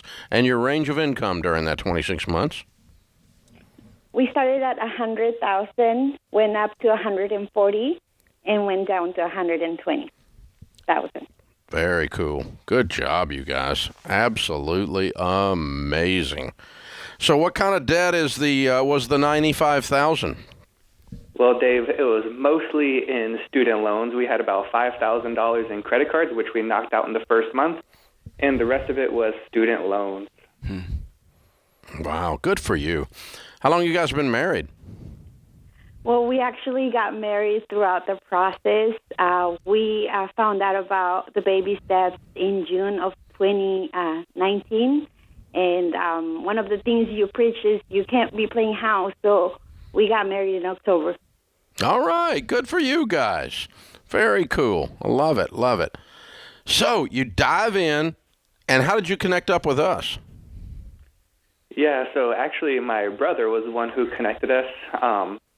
Funny story, we had a trip planned to go to Mexico to visit my soon-to-be wife's family to get their blessings and everything. And it was just a few months before that we were introduced to you by my brother. And right before we left on the trip, we really contemplated whether or not we should actually go on this trip and instead just, start on this debt-free journey at that point. But we did decide to go on our trip, and we just hit it right off as soon as we got back from that trip. Okay, so you go and get her family's blessing to get married and come home, and it's game on, get out of debt. Exactly. Like it. Good for you. Okay. And 26 months later, boom, boom, you're done. Absolutely. Yes. We also had the opportunity to meet you at the SMART conference before COVID hit. You were here in Sacramento, and we went to do our, just to get motivated by everyone around us. Oh, very fun. Good. Well, SMART Conference is a good way to do that. I can't wait to get those going again. It's a blast. They're one of my favorite conferences that we do. A day long where we touch every area of your life. So good stuff. $95,000. What do you tell people the key to getting out of debt is? I would say commitment. Just sometimes we would fall off the wagon and overspend at the grocery store, but go back and revisit the budget and, just be forgiving and start over. And at the end, it was like, oh, we got to stay in the budget. We got to stay in the budget. So just, that commitment to it, I think the Every Dollar app is, something that we look at every hour. so yeah, it's just staying commitment. Thank you. What was the hardest thing you two went through in your marriage? This is hard. Culturally, it's hard, like making this commitment every month. One of you overspends, the other one's just gritting their teeth because they just underspend. How did y'all manage this together? Yeah, so, I think the hardest part is, as many people would say, is telling people no. We live in a society where, oh, it's the weekend, let's go out to eat at a restaurant. Oh, let's go out and do this. Oh, let's go out and do that. And, unfortunately, we've gotten to the point where, everything that people want to do revolves around spending money. And so when you're on this journey and, you constantly have to tell people no, you constantly have to tell people why you're telling them no, it's sometimes difficult to keep saying that. But, we had each other. We knew that we were doing this for a purpose. And now, thankfully, we can start telling people yes and do all these things that we've been missing out on for these past couple of years. Yeah. Yes, and also something that we got to mention is that we had a baby along the way as well. He's turning 1 this month. Incredible. Congratulations. Yay! Yes. Life is good. Yeah, we're seeing the pics on YouTube. Beautiful. Yes, and I also have a daughter, and she's in high school, and just having to say no to her as well. They are, while you work so hard, but having to say no to her and not doing all the fun stuff that other kids her age get to do was a small sacrifice for a bigger picture. It was a whole 26 months. Yes. It wasn't for 26 years. Try telling a teenage girl that. I know. I'm just reminding you that you did the right thing. Congratulations. Good work. Well done. You guys are free. Congratulations. How's it feel? Feels amazing. I always told him, my husband, if we can do this, we can do anything now. Like, seriously. Now that we are out of debt and we have all this money coming in, it's just like, oh, we have all this money. We could just buy a car cash in 3 months. Like, wow, this is amazing. Yeah. So it's very well done. I'm very excited. That's amazing. Yes. You got it. You're on the way. Well, we got a copy of Baby Steps Millionaires for you. That's definitely the next chapter in your story. That's the way things are going, and the direction you're going is just absolutely incredible. Thanks for all the advice, Dave. We listen to you every single day. Thank you so much. Well, thank you. We're honored, and we were proud of you guys. You've done incredible. You're heroes. Also got a copy of Total Money Makeover to get you going and let you give that to someone else and disrupt their lives and get them moving in this direction. So that's what we're all about around here, stirring up a holy ruckus. So you guys are incredible. Well done, well done, well done. All right, Randall and Kirshna, Sacramento, California, $95,000 paid off in 26 months, making 100 to 140 to 120. Count it down. Let's hear a debt-free scream. 3, 2, 1. We're debt free. Yes! Woo! So cool. Well done, you guys. Very, very well done. Proud of you. Alec is with us in Raleigh, North Carolina. Hey, Alec, what's up? Not much, man. How you doing today? Better than I deserve. How can we help? Love to hear it, man. Well, my question is coming into next year, I'm a young guy. I felt like I was doing really well financially for someone my age, and then I've made some bad decisions, some uncontrollables happen. So I have more of like a mindset question. How can I like regain my confidence in building wealth and, you know, kind of moving forward? Because last year was a tough year for me. I made some bad decisions, and I just want to make sure I get back on the right track. Kind of bad decisions. Yeah. Well, I'm very spiritual, and I used to run a psychic business. I got very aggressive with investing in my business because I wanted to make sure it was flourishing, and also have a lot of mental health issues, and I felt like my mental health was hurting my job performance. So I got pretty aggressive at investing in my mental health, trying to fix my anxiety so I could perform better in the workplace. So did you just...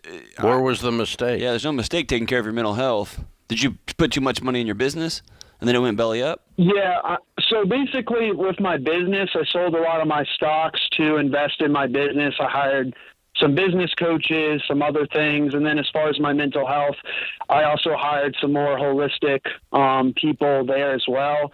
And I put a lot of that in my credit card. And then also I had some like legal issues with my old company that kind of cost me some money that I ended up having to put on the credit card as well. Gotcha. So how much credit card debt have you got now? So I have $6,000 worth of credit card debt and $8,000 worth of student loans. Yeah. So one of the things we believe around here is the windshield's bigger than the rearview mirror, and that's called grace. Yep. You check the rearview mirror to figure out what you did wrong so that you don't do it again, and you use that to course correct, and you stay looking forward. You need to have a clearly defined goal of where you're going, and you learn from your mistakes and move on. That's the mindset change. We all do it, and that's the beauty of a new year. You get that fresh start.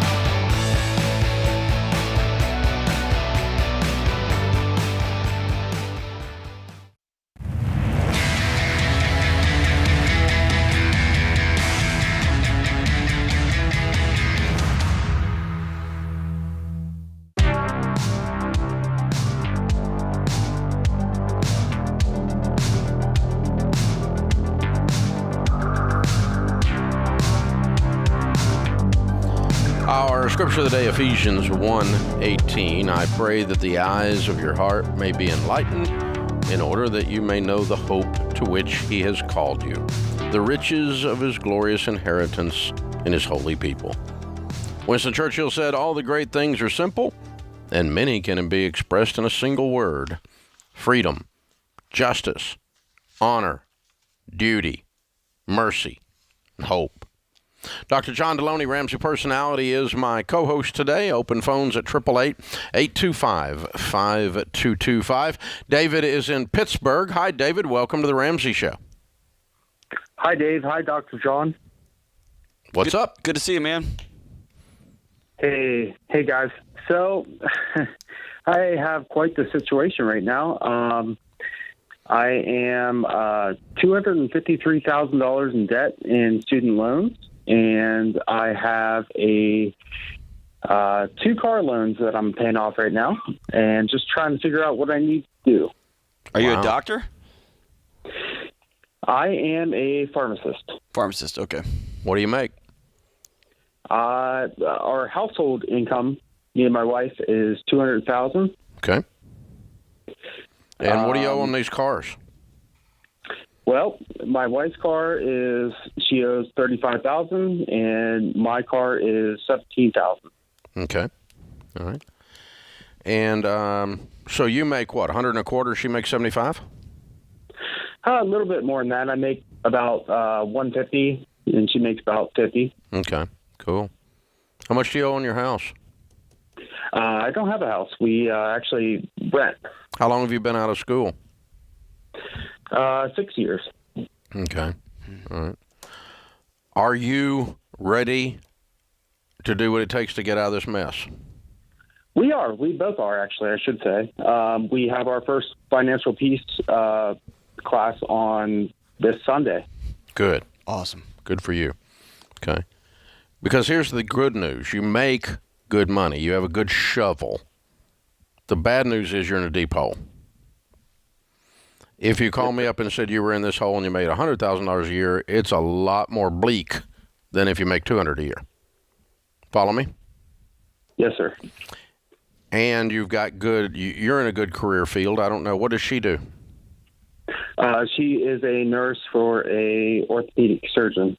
Wonderful. Awesome. Okay.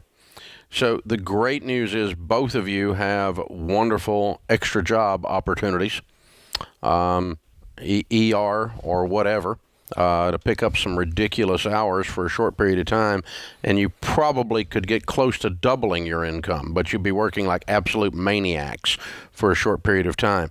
The good news if you did that is you could be out of debt in a year and a half, depending on how maniac you get. If you just try to do it with 200, it's going to take you 4 years, and you're going to have to sell her car. Yes, sir. Are you ready? We're in. We're going for this. So it may mean that she's got a nursing job for a surgeon. She probably likes the guy or the man or woman she works for. It's a good setup. It may mean that she goes and gets a contract job and doubles her income. $50,000 for a nurse is pretty low. And she goes full time, and also does weekend stuff too. Are you ready? I'm ready. I'm ready to do whatever I need to do. No, you're shifting on me. Are y'all ready? She's not. Well, I should throw one thing out there. We have a baby. We have a 2-year-old, and we also have a baby on the way. So do you want? That's awesome. Do you want then man, you hit the gas. Do you want a 6-year-old who is still sitting with struggling parents, or do you want a 4-year-old who has no idea what debt is? That's the choice. It's going to hurt either way. I want my hurt to be over quicker. Well, I don't think pregnant mama's going to be working weekend shifts in the ER. So Dad is, though. But dude, you're working all the time. You're going to be a ghost. I made a bunch of calls today. I'm ready to go. Okay. Good. I like it. And we are selling her car. Yeah, you got to sell her car. Yes, sir. It's ridiculous. Yeah. And you already knew it, didn't you? Absolutely. I know the baby stuff. Does she know it? She is beginning to know it. She is fairly new to it, but she is in with us. Well, here's the thing. There is a direct ratio, and you can just discuss it with her logically. This is not about you using Dave Ramsey as a weapon on your wife or John Deloney or anything like that. That's not what we're talking about. But it's a simple math equation, darling. The deeper we sacrifice, the faster we're out, and the higher the probability is that we ever get out.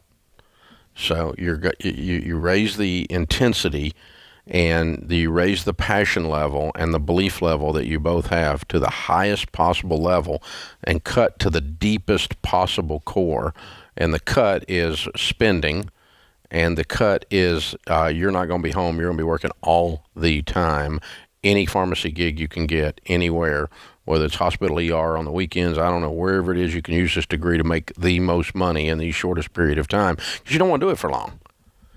But I am telling you, for 2 years, if you'll go bananas, you can be free. Yes. And that's worth doing at your age, especially. Live like no one else so that later you can live and give like no one else. Now, what I would do is, I don't think you get off the phone and you march in and say, Dave said sell your car. That's probably bad strategy. Would you agree? Absolutely. So I think you guys go ahead and go to the Financial Peace University class, and you just start talking. And a good way to have these conversations is ask a lot of questions. What could we cut? What could we do that would get us there the fastest possible way? Because the faster we get there, the more peace we're going to have, the more time we're going to have with our family, the more money we're going to have later. The faster we get there, the faster we get to freedom. Because, a lot of people in your situation, you've already drug this out 6 years, half-assed doing it. Absolutely. And you just got to get gang on, man. And I want to tell you this. I didn't have as much student loans as you did, but me and my wife had 6 figures between us. And so when I look at the income ratio, the ratio is very similar. And I had a 2-year-old little boy, and I had a lot of guilt about how much extra work I was taking on and how much I was going. Let me just tell you what years 4, 5, 6, 7, 8, 9, 10, and 11 with no debt with that kid has been like. Very, very different. Very, very different. Suck it up. Have a hard 18 months, 24 months to get this stuff done. Get it done, man. The strange thing is, John, and for those of you guys listening out there, you listen to these numbers, okay, $200,000 income, $253,000 in student loans, $35,000 on one car, $17,000 on the other car. About $300,000 of debt. Yeah. Right. And making $200,000. But the ability to, put another $100,000 on there legitimately and even more later if needed with her kicking in. Absolutely. That's something to consider. But the weird thing is, this stuff, because it's an intensity, passion-based thing that drives the sacrifice, it's not a straight line. It's on a curve. The effect is on a curve, meaning that if you do 50% of what I'm talking about in terms of intensity, it does not give you 50% results. It gives you 35% results. But if you do 80% of what I'm talking about, it's not going to give you. It's going to tip the scales over the other way, and you're going to, when you're just going bonkers, you see these people and everything starts to. It's like a magnetic pull. It starts to move towards the goal. Everything in their life starts to form up and move into it, but you don't get that kind of. That kind of draw power, that kind of suction, so to speak, on it, attraction, so to speak, on it, without creating this tremendous speed and effort force, and intensity and force. If you come back 50%, all of a sudden your return on that's 25%. It's not. You can't do it right in the middle. Right in the middle doesn't give you middle results. It gives you horrible results. That's exactly right. And that's how you get nowhere in 6 years. That's right. Was with that problem right there. So that's why when we say gazelle intense, it works, and you go bananas and it pushes through.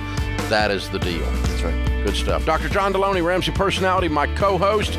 Ben and Kelly in the booth. James making this happen. Thank you, guys. I am Dave Ramsey, your host. We'll be back with you before you know it. In the meantime, remember, there's ultimately only one way to financial peace, and that's to walk daily with the Prince of Peace, Christ Jesus.